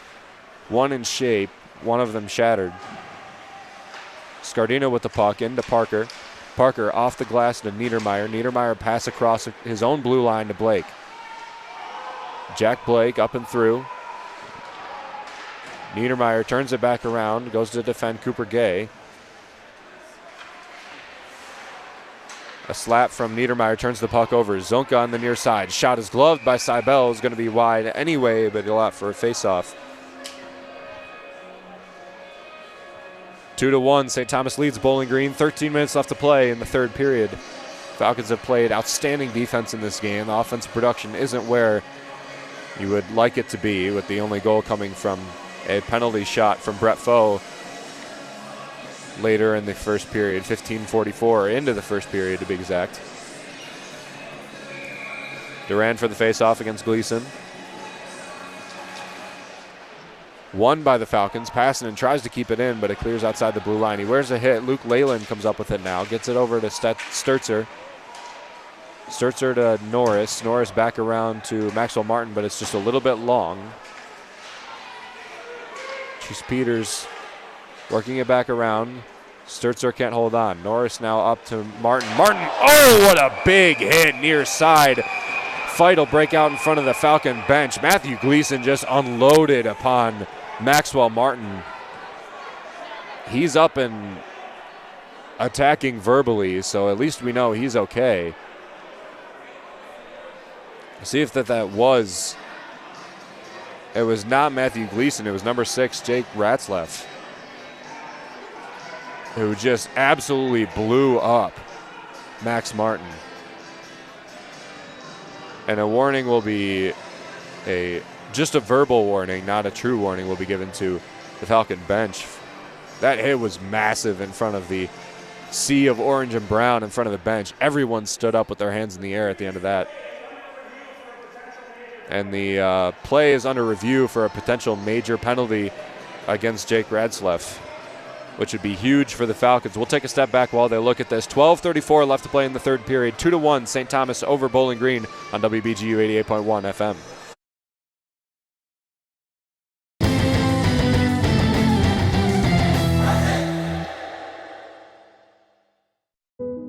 This is the story of Julie Guillot. She's a Leukemia and Lymphoma Society advocate and the mother of a child who battled blood cancer. Zach was diagnosed with AML, a deadly leukemia, when he was only 5. He died at just 9 years old, really from the treatment that was meant to save him. Today, the Leukemia and Lymphoma Society is pioneering breakthrough treatments for kids with cancer. Visit lls.org and save a child's life. This is Artie Abrego, and you're listening to 88.1 FM WBGU Bowling Green, home of the Falcon Media Sports Network. Long ago, you wouldn't think of galloping on a horse while doing calligraphy, and you wouldn't have attempted to ride your bike while typing a letter. Yet you think you can safely operate a multi-ton vehicle while texting? Behind the wheel is no place to multitask. If you want to BRB, drive now and text later. Lives depend on it. Visit StopTextStopWrecks.org, a message brought to you by the National Highway Traffic Safety Administration, Project Yellow Light, Noise, and the Ad Council.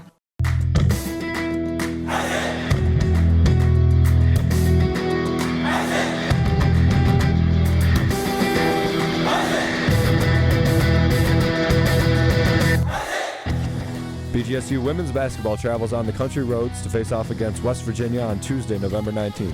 Join Falcon Media Sports Network's Lucas Kleimeyer and Caden Knapp at 7 p.m. for tip-off on WBGU 88.1 FM. 2-1 St. Thomas over Bowling Green. 12 minutes and 34 seconds left to play in the third period. The referee's still looking at a potential 5-minute major assessed to Jake Ratzlaff after the hit on Maxwell Martin. They're really taking a good look at this, taking a while, because it is a huge call. 5-minute major means that the Falcons will have a man advantage for 5 minutes with a goal not bringing the man out of the box. And that is a massive advantage for the Falcons, who find themselves down a goal almost midway through this third period. Ben Korak from the Falcon Media Sports Network here in Mendota Heights, Minnesota, St. Thomas Ice Arena. Here's the call from the head referee. And it is a 5-minute major assessed to Jake Ratzlaff for charging. Some nammers in the St. Thomas Ice Arena among the St. Thomas faithful, but a beneficial call to the Falcons. Absolutely massive hit. Don't know exactly what the criteria was for a major, but it was certainly aggressive. Certainly a little bit high on Maxwell Martin, and in front of the Falcon bench doesn't help his case. 5 minutes for Jake Ratzlaff for charging. Huge time of the game for the Falcons. They need to put one in here, tie it up, and even the game back out at essentially no scores. O'Hara, Martin, Norris and McKinley, the defensemen, and Brody Waters, the other forward. I assume within the next couple of shifts they're going to put a fourth forward out there when they have a nice time to do so. Falcons all on their feet, looking over outside their bench because they know that a goal here would be such a huge play. They have 5 minutes to do it. Falcons lose the face-off. St. Thomas gets control and dumps it down to Moore, who will stop it. McKinley takes it out and around, up to Maxwell Martin near side. Martin works it in, back out to McKinley. McKinley with a lot of open room. Working it back and in to Norris. Norris at the near side wheel, looking in, back to McKinley at the point. Across to O'Hara, back to McKinley over the middle. Shot near side, one-timer for Dalton Norris, and it's kicked wide left. St. Thomas tries to ice this one. It's off the body of a Falcon. Now it clears down the ice to Cole Moore, who stops it with his stick and leaves it for his guys to collect easily. Forward check from Cage Sturzer. 4 minutes, 10 seconds left to play, and the man advantage for the Falcons. Brett Foe gives chase behind, presses up against Cheslock, trying to get the puck away. They get it to Wozni near side with a lot of breathing room. Wozni looking in from beyond that far wheel. And over in the middle, on the doorstep, kicked away by a defenseman. Good play by Cole Miller to knock that one out. Falcons possessed now. No need to rush. Still 3:40 left in the power play, but you want a goal. Handled by the Falcons, getting pressed up against the far side boards. St. Thomas comes up with it, trying to ice it. Fans on the pass. The whistle blows, and the Falcons will be charged for a penalty, and even the manage out 4-4. Brett Foe arguing the call. He's going to go no matter what. 2 minutes to Brett Foe. I'm sorry, Ville Imonen. As Brett Foe was arguing that point as he was skating over. 2 minutes for hooking to Imonen. So after Imonen leaves the box in this 4-on-4, there will be 1:26 left in the power play for the Falcons, taking away a little bit of time from Bowling Green, but still enough to get a goal, provided that they can get out of 4-on-4 unscathed.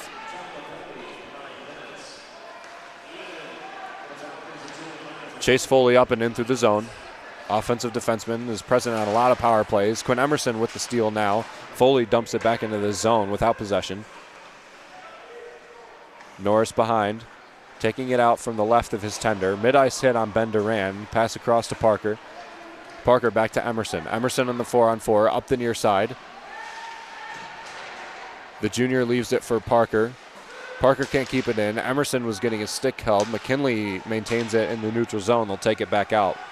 1:10 left as McKinley beats his man, takes it up into the ice. The Falcons went for a change, so they'll have a little bit of lower numbers than St. Thomas. Pullman presses up against, waiting for some of his men to get the puck out and around. McKinley with the puck now. It's turned over to St. Thomas.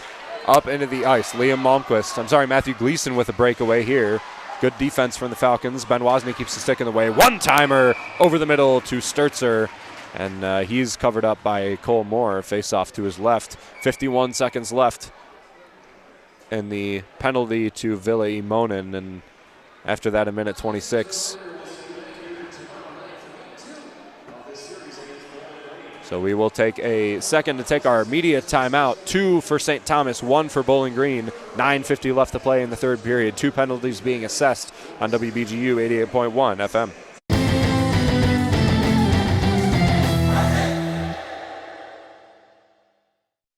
Sometimes I just cannot believe all the storms we've gone through here.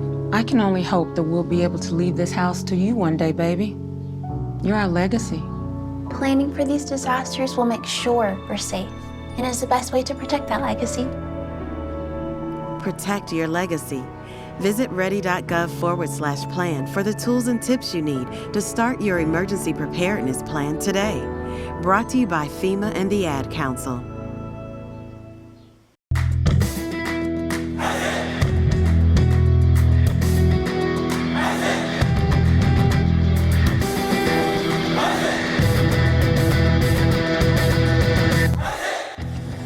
Don't have time to tune into a BGSU sports broadcast? Falcon Media Sports Network will have you covered with live updates of home BGSU athletic events.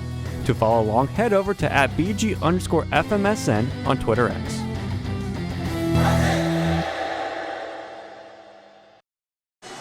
Two to 1, St. Thomas over Bowling Green. 51 seconds left in 4-on-4 hockey before Ville Imonen will exit the sin box, and a minute 26 or so of power play for the Falcons will be served out.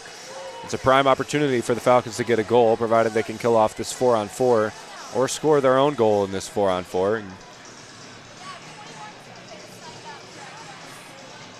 It's been a pretty good hockey game all around. Defense been pretty strong. Offense been a little bit slow for both teams. 2 goals from St. Thomas, 1 from Bowling Green, but it's a testament to the defense that both of these teams have played, as well as 15 minutes of penalties served out from St. Thomas and 14 for BG. Parker across to Duran. Duran into Scardina. Scardina takes it all the way in. Shot is saved by Seibel. Kicks it back around before he can glove it up. Malmquist leaves it back for Foley. Foley takes it slow through the zone. Under 30 seconds left. And 4-on-4. Cooper Gay up through the zone. It's a 1-on-3. He weasels his way in. He's pushed away by Maxwell Martin. Martin comes up with the puck, turns it back around, trying to find a pass. Back over on the boards in front of his own bench. Passanen settles it down. Back to Martin.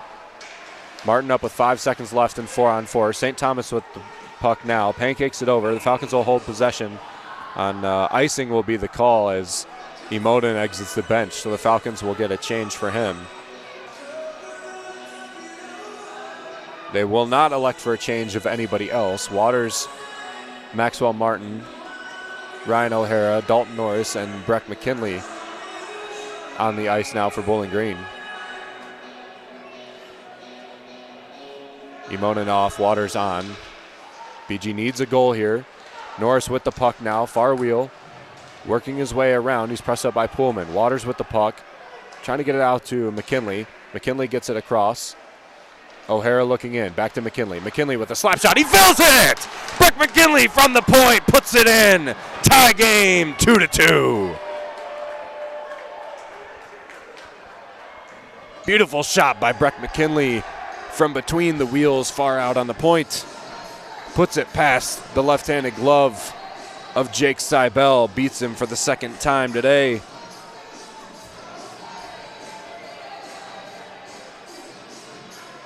You know the most beautiful part of that goal?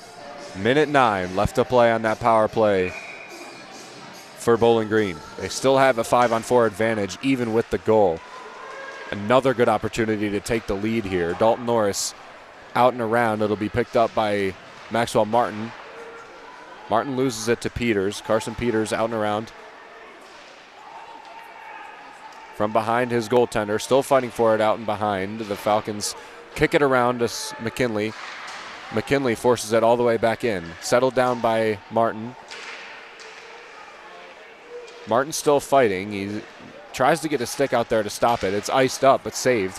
McKinley near side, looking in. O'Hara backing across to Norris. Into O'Hara. O'Hara working in the far wheel, and it's saved by St. Thomas defenseman, and it'll be slightly tapped up the ice to avoid icing. 20 seconds left on the power play for Bowling Green. The goal from Breck McKinley ties this game up 2-2. Falcons giving chase of this puck now. Gower will collect, taking it into the zone. Parker looking on, trying to stop the puck from clearing out of the blue line. He can. He'll get back around to Gower. Gower trying to find Malmquist, but the pass is too much to ask for. Gower with another chance is deflected away, and full strength now as Jake Ratzlaff exits the box after serving his 5, which result in a power play goal for the Falcons off Breck McKinley. Shot is wide right from Eric Parker. Wallen looking up to Malmquist. Malmquist tries to settle it down off the pass, but is not able to be calmed down, and he'll work his way over after being pressured. Pushing it away. Good forecheck from Malmquist as he forces that puck out. Brasini across to Malmquist. Malmquist with some room, back up to Foley at the point. Foley back across to the far wheel. Shot in is blocked by Brett Foe on his knee. Malmquist to Wallen. Wallen flicking it over, backhand over the middle. Emerson collects easily without pressure. Turns it back around to Parker, and Parker will calm this play down and let St. Thomas go for a line change. 2-2, 6:35 left to play in the third period. Bowling Green in the rival St. Thomas Ice Arena. First away series of the CCHA season. Absolute gem of a game from the Falcons and the Tommies.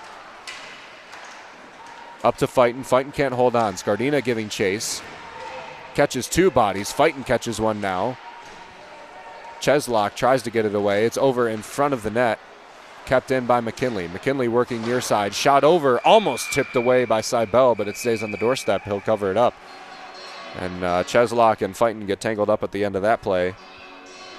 Breck McKinley, 11-18 into this third period, ties the game up. Assisted by Ryan O'Hara, his 6th assist of the season, extending his lead over the rest of the Falcons.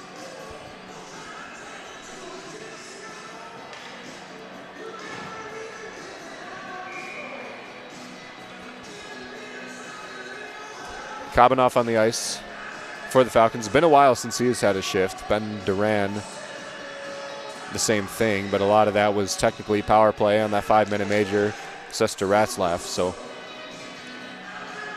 Zonka, Duran, and Kabanoff for the first shift in a while. They're going to have fresh legs. Wins the faceoff over the middle. Ben Duran with a shot. It goes wide right off the chip. Norris playing D. On cage, Sturzer goes into the zone. Donovan can't hold on into Wozni. Wozni up to Ben Duran in the neutral zone. Ben Duran blows a tire.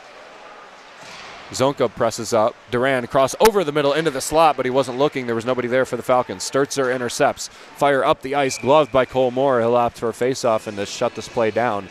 5:33 left to play in the third period, 2-2.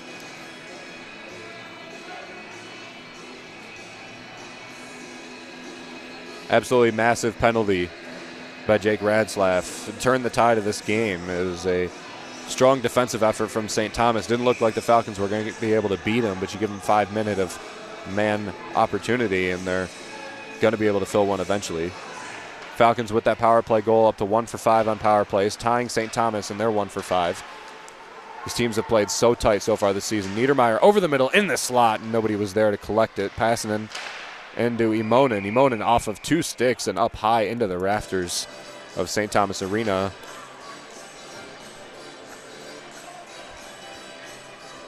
Matthew Gleason with the first goal, 3:30 into the first period, assisted by Cooper Gay. Brett Foe, the penalty shot goal, 15:44 into that first period. Cooper Gay with the only goal in the second period, 57 seconds in on the penalty by Eric Parker. Chase Foley and Liam Malmquist, the assists on that one, and then Breck McKinley, 11:18 into the third period, power play goal off of the penalty from Jake Ratzlaff, the apple to Ryan O'Hara. Malmquist with the puck now is kept out by Niedermeyer. Maxwell Martin being pushed and shoved, maintains his stick. His defender can't do it. Liam Malmquist with the shot, and it's gloved by Cole Moore. Dalton Norris is begging for a call as he was forcibly shoved into the net by Carson Peters as he skated past, but the referee didn't enforce anything.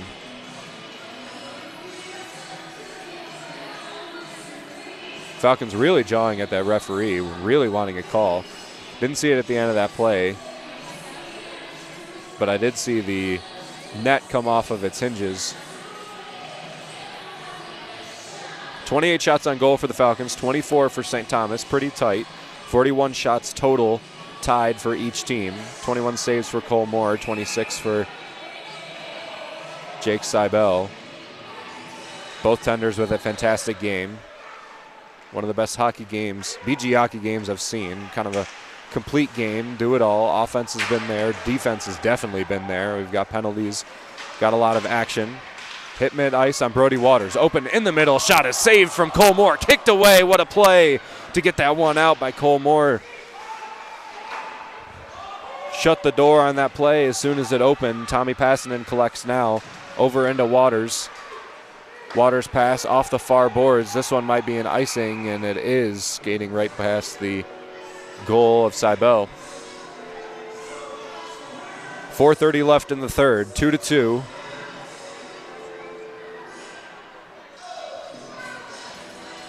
An overtime game last year in this arena, St. Thomas Arena, in the second series of the season between Bowling Green and St. Thomas. Now it actually went to shootout in a 3-3 tie, and Ben Duran with the shootout winner. Shot goes high, wide, and right. O'Neill with a aggressive slap shot there on the rebound, but it won't fall. Waters up into the zone. Malmquist blows a tire and can't hold onto it, but Pullman holds on. This one up to Cheslock, kept in by Parker in the neutral zone. Scardina turns it over to Pullman again. Pullman's harsh checked by Seth Fighton. There is a man down ice always for St. Thomas now on their offensive drives, looking for a outlet pass. Outside the blue line, McKinley turns it back around. He's going to be offsides. Pancakes it into the zone. Offside warning. And Seibel will cover that up. I don't think he understood that Bowling Green couldn't touch the puck. Nevertheless, a face-off in his zone. The Falcons will go for a change. Imonen, Niedermeyer, and Emerson on the ice with Passanen and Norris.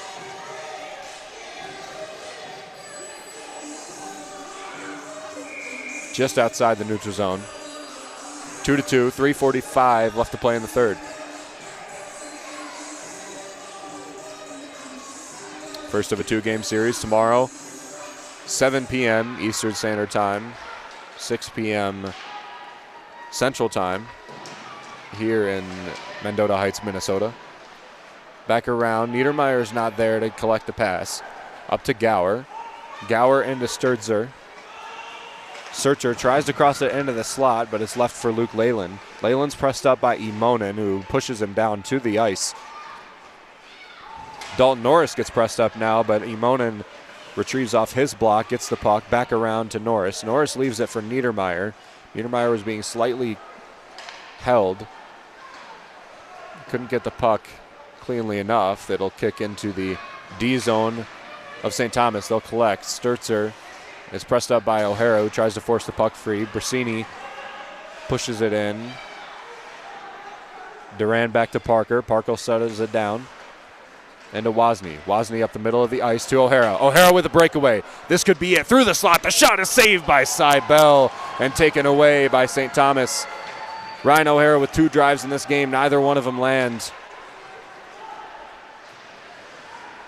Brody Waters to Ben Duran. Ben Duran off the boards and around. Passing and plays defense on it. 3-on-2 rush for St. Thomas. Casts across. Off the tip. Oh, the open net for Cole Moore, and it skates just wide right. A game of inches. St. Thomas's Cooper Gay, far side boards with the puck now. Pressed up by Passanen. Zonka up. It's kept in by Pullman. Pullman across to Foley. Foley deacon all the way in. And Parker will leave it for Duran to gain control of. O'Hara working his way around. Pullman comes up with it now. Far side boards. Taking it in. The Falcons with clear possession. Off the high glass. and out of the zone. It will be an icing unless they touch it. They do touch it, settle it down. Malmquist up through the D zone to Pullman. Pullman near side. Just avoids a hit. Pass up off the glass. Across to Wozni. Wozni with good stick work. Makes a man miss. Back around. Scardina is not there. It'll clear outside of the zone. Gower leaves it across. Minute 30 left to play in the third period. McKinley up near side to Fighton. Fighton leaves it in for Scardina. Scardina to Foe. Foe tries to settle it down. Turns it back around near side, taking it toward the blue line. Leaves it for McKinley. McKinley working his way in. Pass over into the slot, and it's caught and held by Seidel. 2-2, 1:13 left to play in the third period, and a decent chance there from the Falcons. It'll be a face-off in their own zone with a minute and 13 left to play. 30 shots on goal to 26 shots on goal. The Falcons lead in that category. They're leading in face-offs, win 1-1, but tight. Nevertheless, both teams have led in this game.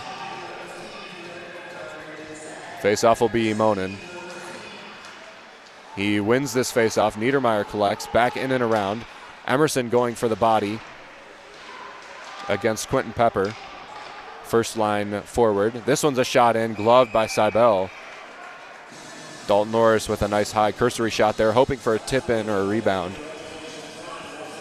Minute clean left to play in the third. Crunch time for Falcons and St. Thomas if they don't want to send this one into overtime. 3-on-3 overtime.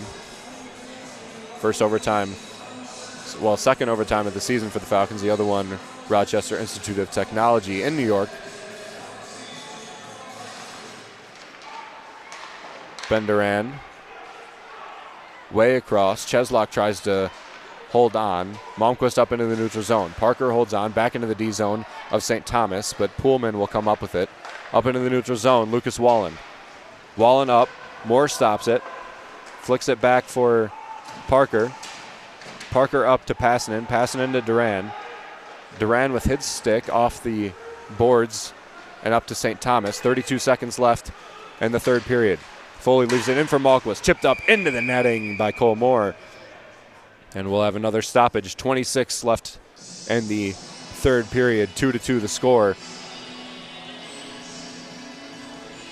Down to the wire, as is fitting for this game with how tough it has been. Great defense, good offensive chances. Penalties have told the story, but pretty even in almost every aspect of the game for either side. One of the most evenly matched games of the Falcons season, probably of St. Thomas's season as well. They've had tougher opponents. Cheslock turns it back around, looking into the zone. Sturzer is kept out. Brody Waters giving a forecheck. Hard forecheck as they don't possess the puck. This one up into the netting. It'll be shut down. And the only question will be whether they put it in the neutral zone or in the zone of St. Thomas. It looks like it's going to be to the left of Seibel. 12 seconds left in the third period. Falcons have O'Hara, Duran, Waters, Norris, and Parker on the ice now.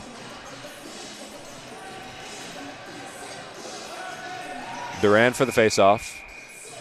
7 wins, 9 losses. The whistle blows. Somebody will be kicked out. It is Duran. And now we have a left winger in Brody Waters. Oh no, Duran is put back in. He was not kicked out. It was just a false start.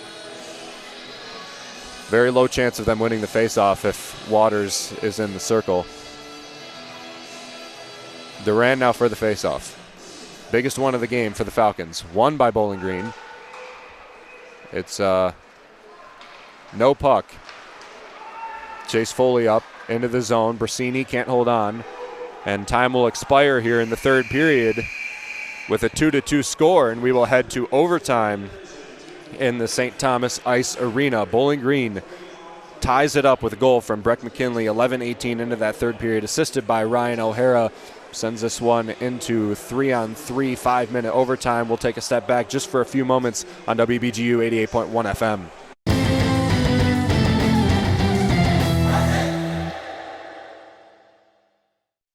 I'm probably okay to have one more drink before I drive home. I'm probably okay. I open the window to stay alert. Probably okay. I just popped some gum in my mouth. Step out of the car, please. I probably made a mistake. Probably okay isn't okay when it comes to drinking and driving. If you see a warning sign, stop and call a cab, a car, or a friend. Buzzed driving is drunk driving. A message brought to you by NHTSA and the Ad Council.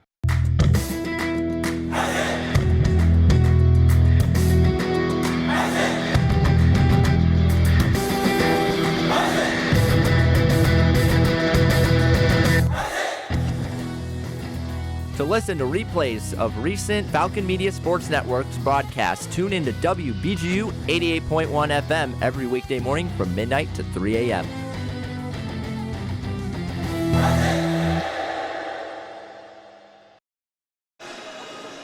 Bowling Green and St. Thomas play such a tight game till the final seconds, 2-2, heading into overtime, a 3-on-3, 5-minute overtime between the Falcons and the Tommies in the first away CCHA series of the season for Bowling Green, the third CCHA series for St. Thomas. It's not their first overtime. They've had one more in CCHA play, one where they tied with Minnesota State. Weren't able to take the win in that. They lost in the shootout.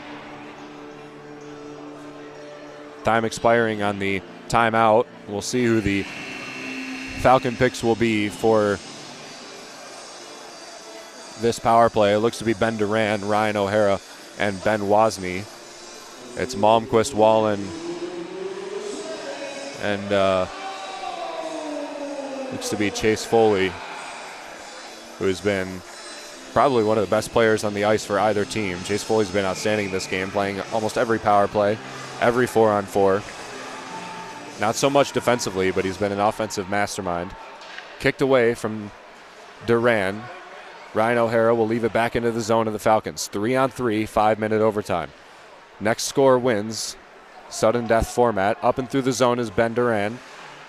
To O'Hara. O'Hara leaves it back for Ben Duran. Takes it back into his D zone. Now up through the neutral zone. Ben Duran with a little bit of open space in front of him. Tips it back to Wozni. Wozni gloves it. Tries to look over for the slot in the middle. He can't do it. Back over to O'Hara. O'Hara takes it outside the zone, waiting for Duran to get off of him. Low momentum for the Falcons. Duran just turns it back around. The Falcons go for a change. It's Eric Parker and Brett Foe. Parker around, looking for it. Last second, gives it to Foe. Foe in his D zone, gets a huge hit. Pass over and into Liam Malmquist. Malmquist with a shot. It's saved from Cole Moore. What a save on the 3-man overtime.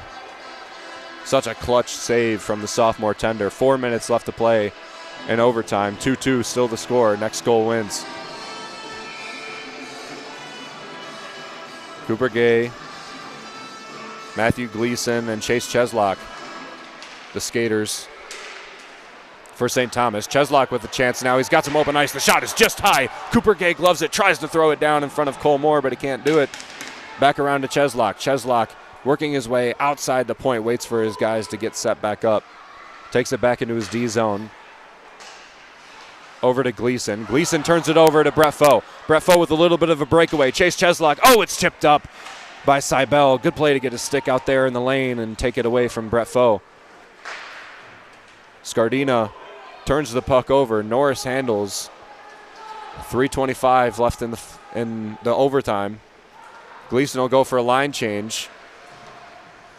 Norris will take advantage of this one. He'll skate over and leave it for Imonen. Imonen with a little bit of open ice. This shot is saved by Seibel.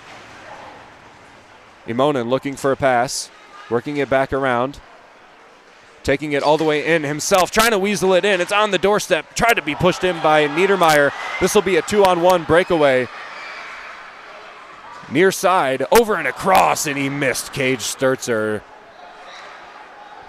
Jake Brasini had a good pass, but missed Sturzer on the 2-on-1. Another little breakaway here for St. Thomas. This one all the way in, poked away from Chase Foley. Ryan O'Hara up through the zone, off the skate. Kept up by Ben Wozni. 2:30 left to play in overtime. Ryan O'Hara up through the neutral zone. Turns it back around, looking for his defenseman. There's nobody there. Now there is. Shot in, just wide, right from Eric Parker. Back around, O'Hara leaves it for Duran. Duran looking in, it's chipped outside the blue zone by St. Thomas. 2:10 left in overtime. Over to Parker. Parker in the neutral zone. Leaves it back for Foe. Foe takes it into the D zone, settles it down quite a lot. Wallen giving a forecheck. Into Parker. Parker near side to Scardina. Scardina can't hold on. He'll have to hustle to get this one. He can do it. Pass over into the slot. The shot just wide left for Brett Foe. Brett Foe turns it back around, looking for the backhand into Scardina. Scardina back to Foe. Foe on the far wheel, looking in with a little bit of open space. Shot wide right. Scardina takes it back around. Foe settles down on the far wheel, looks for a pass into Scardina. Scardina looking around, is poked away by Cheslock. What a defensive play to force that puck out. Minute 25 left in overtime. Next score wins. Liam Malmquist, the highest scorer for St. Thomas, up and in through the neutral zone. Into the slot. The shot is saved by Cole Moore, left for Eric Parker. Parker off the half wall and back for Imonen. Malmquist will give chase. Imonen will stay on his feet, hold this one cleanly. Niedermeyer on the ice now for the Falcons. He's had a lot of good shifts in this game, earning his overtime play. Back to Niedermeyer. Up and in off the far corner. Gay handles. 50 seconds left in the overtime. He pushes this one hard. Forecheck from O'Hara. Gay's physical, takes it all the way in. The shot is blocked by Dalton Norris, who got on one knee for that one. 43 and a half seconds left in overtime. Sudden death. Bowling Green still tied with St. Thomas. What a game. Come down to the wire in the third period, now in overtime as well. Less than a minute. And a timeout will be taken by Dennis Williams. We'll take it with him. 2-2. 3-man, 5-minute overtime down to 43 and a half seconds on WBGU 88.1 FM.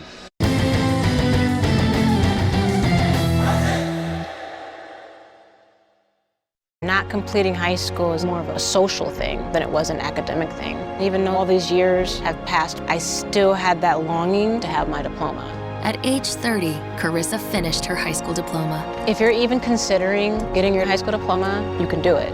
No one gets a diploma alone.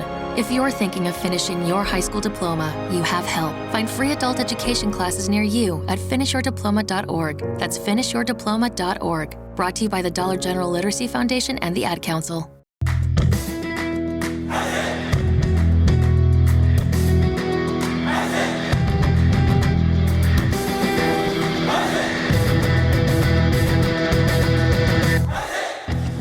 BGSU men's basketball heads to the Breslin Center to take on the Michigan State Spartans on Saturday, November 16th at 6 p.m. Falcon Media Sports Network will have a preview, recap, video highlights, and more content on bgfalconmedia.com. 43 and a half seconds left to play in overtime. Falcons and Tommy still locked up, looking to put this one away. Ben Duran for the faceoff. They win it, clears out of the O-zone of St. Thomas where the faceoff was. Giving chase is Ryan O'Hara, who really forechecks Chase Foley on this one. Pushes it all the way in. Foley without great stick work, kept in by the Falcons. Ben Duran to O'Hara. It'll clear back to Foley, who has clear possession behind the net. 25 seconds left, takes it out around the right side. Back to Wallen. Wallen in the near side is pushed away. The Falcons hold this one. It's back to Wallen. Wallen looks for a pass. Disc pass out to the far side to Foley. 10 seconds left in overtime. Taking it back around is Foley. He's behind his own goaltender. It's going to be a tough look to get this one all the way across. Foley looking for a pass up to Gleason. Gleason loses it to Foe, and Foe, with the time expiring, holds on to the puck. It's 2-2 still, a tie game. And it will head to a 3-player shootout and put all the pressure on Cole Moore and Jake Seibel, who have been absolutely fantastic in this game. Seibel, 31 saves, 2 goals allowed. Cole Moore, 26 saves, 2 goals allowed, both above a .930 save percentage. Puck in the center dot. Bowling Green talking over who's going to take it.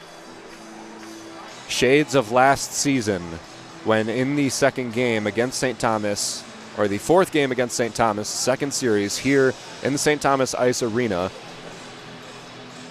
Jaden Grant, Gustav Stierenberg, and Ben Duran all took face-off chances. Ben Duran filling the last one and winning the game for the Falcons. And if I'm not mistaken, it was Jake Seibel who played in that game versus Bowling Green.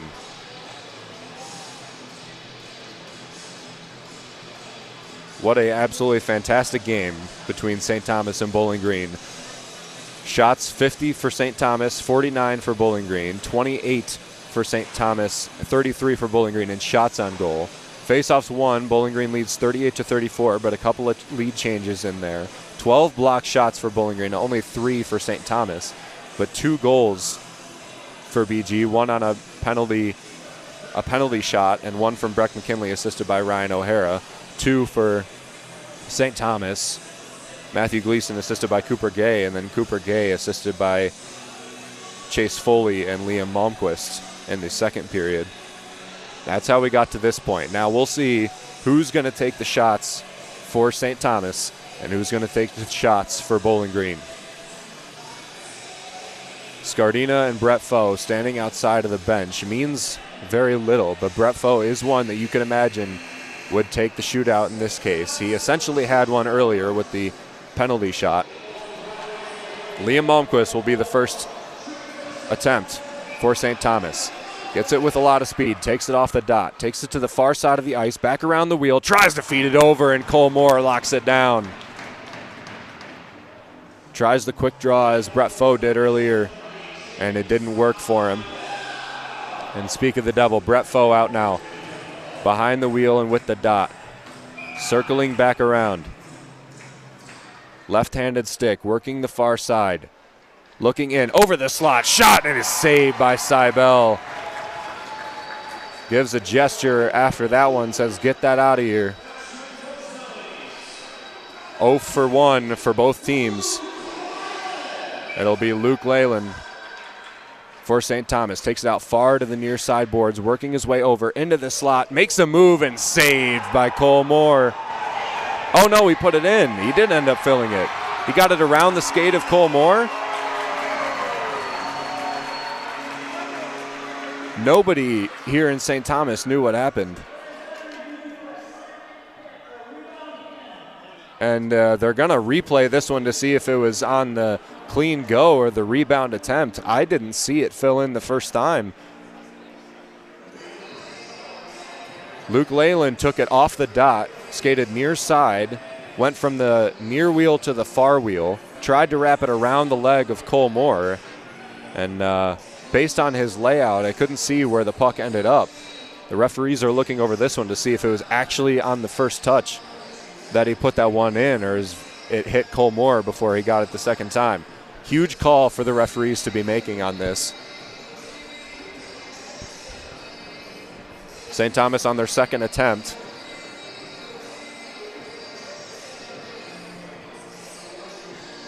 Liam Malmquist with the first one that missed.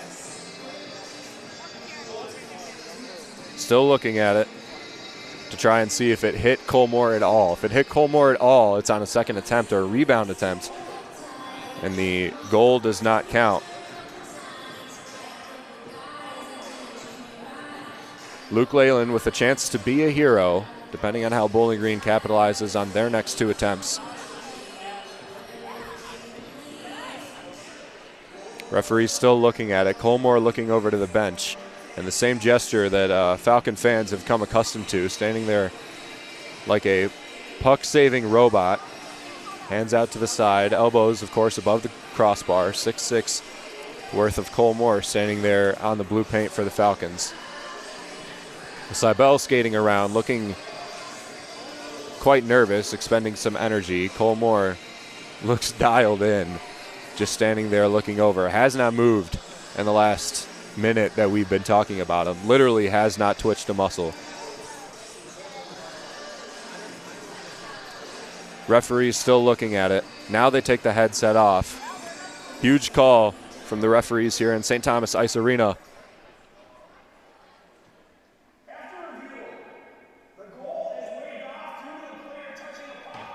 Wow, the goal is waved off. He touched the puck on the second go-around. It was a rebound chance that he got, so they take it off the board. And that'll send Ryan O'Hara out for the Falcons.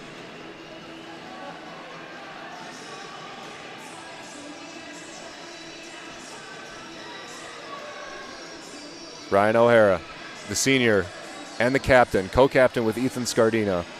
No goals on the season, 6 assists. 25 career goals at Bowling Green. 103 games played, just surpassed his 100-game mark. No goals this season. Ryan O'Hara out the far side, taking it to the near side, working in and around. Nice move to the outside. It's poked away by Jake Seibel at the last second. It would have been a good move. O'Hara got separation. Just wasn't able to put it through, and that'll set up the captain, Lucas Wallen, to put this one away. Near side. Wallen working it over toward the slot, working in. Good move, and he put it through the legs of Cole Moore.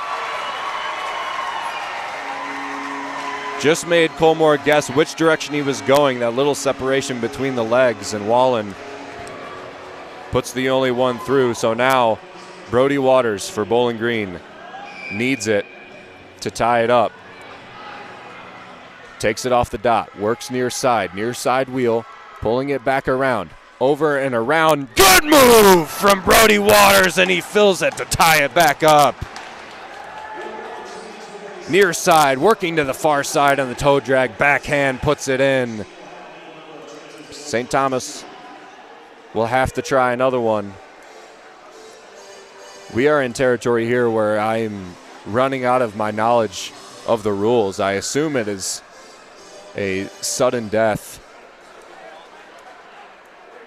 And we're going to get another review here on whether or not Brody Waters got that one in clean. So suspect on Brody Waters tying the shootout up 1-1. Malmquist missed. Foe missed for the Falcons. Leyland missed for St. Thomas. O'Hara missed for the Falcons.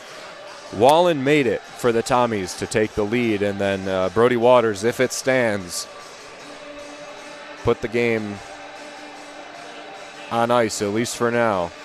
No pun intended. Cole Moore still in the same position that he was a minute ago, just staring off. Seibel adjusting a few things. Two different approaches to goaltending. As cool as a cucumber. Cole Moore, 26 saves, 2 goals allowed. Jake Seibel, 31 saves, 2 goals allowed. No matter who wins this shootout, absolutely immaculate performance by both goaltenders. Did a fantastic job in this game. The defense helped them ahead too, especially Bowling Green putting the body on the line. 12 blocks from Bowling Green today, 2 from Tommy Passon and 2 from Ben Wozni. Out deep in that in front of the blue paint for Bowling Green. 1 for a couple of other Falcons.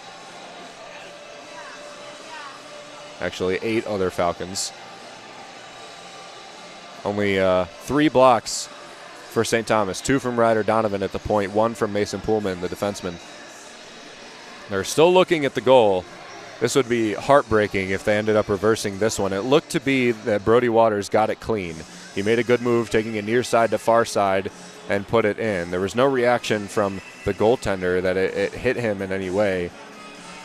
But that doesn't mean it didn't happen, and it doesn't mean that my eyes didn't deceive me.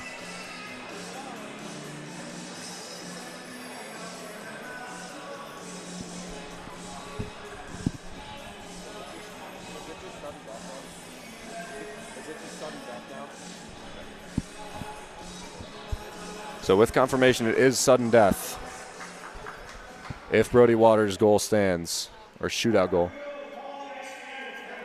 It is a good goal. The call on the ice stands, so Brody Waters puts it in to tie it back up.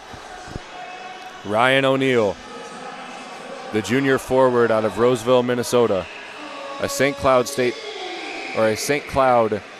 recruit from the NAHL, takes his chance. That entire third line, Malmquist, Wallen, and O'Neill, have taken shootouts. This one at the far side wheel, working in, didn't beat Cole Moore as he did a fantastic job of keeping his balance. Spun that one out of the way, and now a prime opportunity for the Falcons. Who are they going to give it to? It's going to be Ben Duran. Ben Duran can put it away like he did last year in Mendota Heights. Working near side, back around with good stick work, working around, tries to get it off, but he can't do it. Low angle shot. Ben Duran misses as well. The sudden unanswered death stays alive. St. Thomas takes another chance. It's Cooper Gay. Has a goal in this game. The second goal for St. Thomas. Far side, working back around. Left chance, and Cole Moore shuts it down with the leg. Both goaltenders been beat once in this shootout.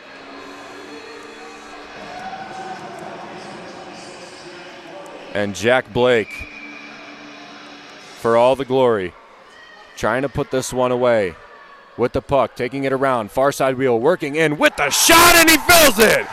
Jack Blake with the shootout winner!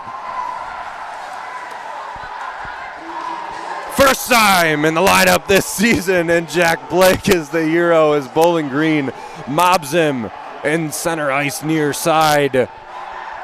BG wins the shootout, shutting down Liam Malmquist, Luke Leyland, Tyler O'Neill, and now Jack Blake fills it for the Falcons on the 5th try. Bowling Green comes away with a shootout victory after taking it from a 2-1 game in the third period to overtime, and now a victory for the Falcons and the St. Thomas Ice Arena. The first away CCHA win for the Falcons, whether it's OT, shootout, regulation. The first win for the Falcons on the road in the CCHA of the Dennis Williams era. We'll unpack it in a few moments on WBGU 88.1 FM.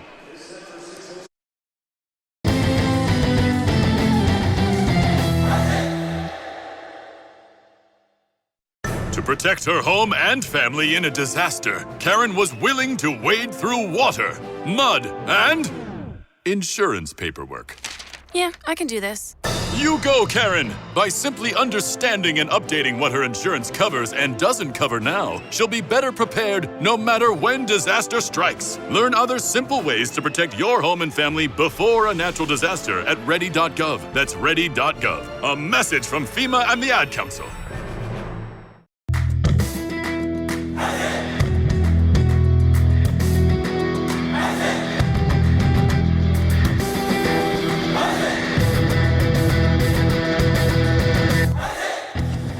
BG Volleyball ends their regular season at home against Ohio on Saturday, November 16th. The Falcon Media Sports Network's Chaz McNeil and Carter Leonard will be on the call at 5:45 for pregame and 6 p.m. for first serve on Falcon Radio.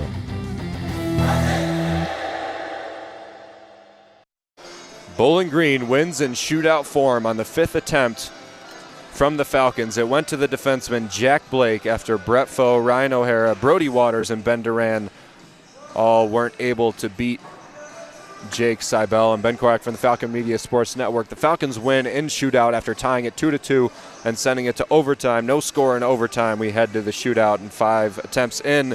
Jack Blake with the winner for the Falcons seals the deal and the first road win of the CCHA for Bowling Green. That's the final score. Scoring summary, Matthew Gleason, 3:30 into the first, assisted by Cooper Gay, the first goal of the game. Brett Foe on the penalty shot off of Matthew Gleason's penalty. They elected for a penalty shot instead of the man advantage. 15:44 into the first period, unassisted on the penalty shot. Cooper Gay filled the net in the second period, 57 seconds into the second period off of the penalty from Eric Parker. Breck McKinley, clutch time, 11:18 into the third period. Ryan O'Hara assists Breck McKinley's goal. And then in the overtime, Liam Malmquist, Luke Leyland, and Ryan O'Neill and Cooper Gay missed for St. Thomas. Lucas Wallen was the lone scorer, but Brody Waters canceled his out right after.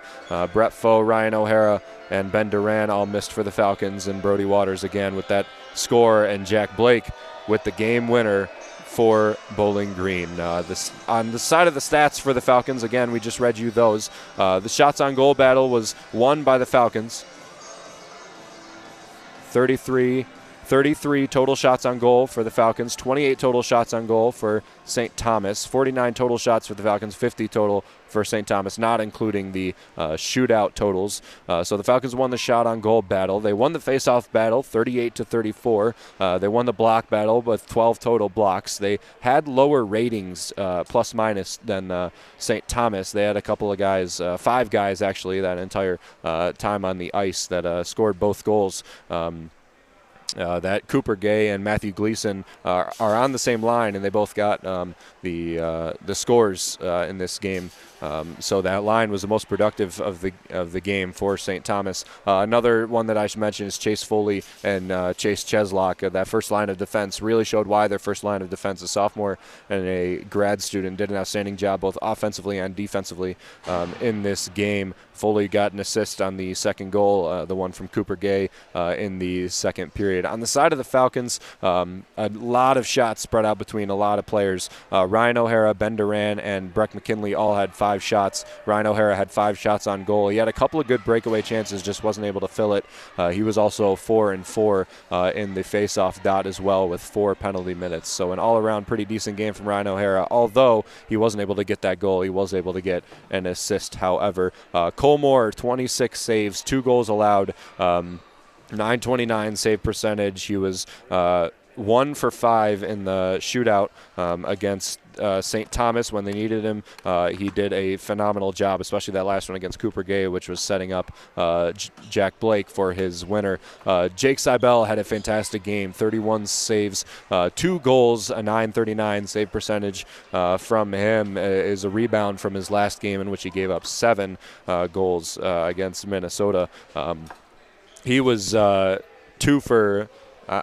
was 3 for 5 against the Falcons. He let one in against Brody Waters, stopped Ben Duran, and then allowed one in against Jack Blake for Bowling Green's shootout victory. The Falcon Media Sports Network player of the game, if I had to pick one, is going to be Jack Blake. He was the winner of today's game. He turned out as a defenseman in his first time in the lineup this season, coming off the bench or being an extra skater in some games that he didn't even dress. He replaced Gustav Stjernberg today, and he played a very good game defensively, a pretty decent one offensively at that, and then at the end he ended up putting it away. The hero for Bowling Green today. We'll see if he's in the lineup again tomorrow. I'd have a hard time thinking that he won't be. That's the Falcon Media Sports Network player of the game. On the side of Pick the Stick from the Falcon Media Sports Network people, Maxwell Martin was the choice by Lucas Kleinmeyer. He did not end up getting a point. Tyler Cavalis chose Ben Duran. He didn't get a point. He did get a shootout attempt, but didn't end up filling it. And Dalton Norris did not get a point either, who was my pick for the game. So we were 0 for 3 and picked the stick today. I have yet to get a win. Lucas and Tyler each have won a piece. The final score, again, 2-2, taking it into overtime, and then the Falcons win in the shootout off the goal from Jack Blake, who beat Jake Seibel for only the 3rd time in this game. Tomorrow we have a heck of a game, BGSU broadcast-wise, and BGSU athletics-wise. Women's basketball plays St. Bonaventure at 12 p.m. Lucas Kleinmeyer and Caden Knapp on the call on WBGU, this station. Following that is volleyball versus Ohio tomorrow at 6 p.m. Chaz McNeil and Carter Leonard. If volleyball wins that game, they finish the first seed and they get a home MAC tournament in the Stroh Center. If they win that game, they need to win that one, stay ahead, finish that first seed, and get a MAC championship victory. That one will be on Falcon Radio, not on WBGU. Men's basketball plays in the Breslin Center at Michigan State at 6 p.m. tomorrow. There will be no broadcast because we just frankly don't have the air room for it. It will have a recap on bgfalconmedia.com, and you'll be able to find that at the very least on ESPN Plus. They will have the broadcast of that game. It's just not our own. On the side of hockey, they play again here in the St. Thomas Ice Arena at 7 p.m. Eastern Standard Time. Ben Korak, myself, on WBGU. That should be an exciting game based on how well St. Thomas and Bowling Green played against each other today. And then men's soccer, probably the biggest game of the day. They play Evansville in the Missouri Valley Conference Championship at 7:30 p.m. tomorrow. They play on ESPN Plus. We do not have a broadcast. Nobody in Missouri for that game. But if they win, they are the Missouri Valley Conference champions, and they make an automatic bid to the NCAA. They could possibly make the NCAA tournament without a win tomorrow, but if they win tomorrow, it's an automatic bid to the NCAA and their Missouri Valley Conference champions. The first championship for Bowling Green this season, and trust me, there's a lot of potential for all of these BGSU athletics that are still going for championships this season. If you want to listen to the games, read the recaps or anything like that, the games can be on WBGU 88.1 FM or on Falcon Radio, located on bgfalconmedia.com. On bgfalconmedia.com, you can also read recaps, previews, all the written content from the Falcon Media Sports Network, as well as BG_FMSN on Twitter. And also follow the BG Falcon Media YouTube channel, where we post video content as well as rebroadcasts and highlight packages from our home matches and the ones that we can make it to, and rebroadcasts from games like today where they're in Minnesota, and it's really tough to get some videographers out here to St. Paul or Minneapolis, however you view it. So with that, a final score of overtime and shootout. Bowling Green wins in the shootout after taking it to overtime with a score of 2-2. I'm Ben Korak with the Falcon Media Sports Network. You are listening to WBGU 88.1 FM, your home for every game of BGSU hockey.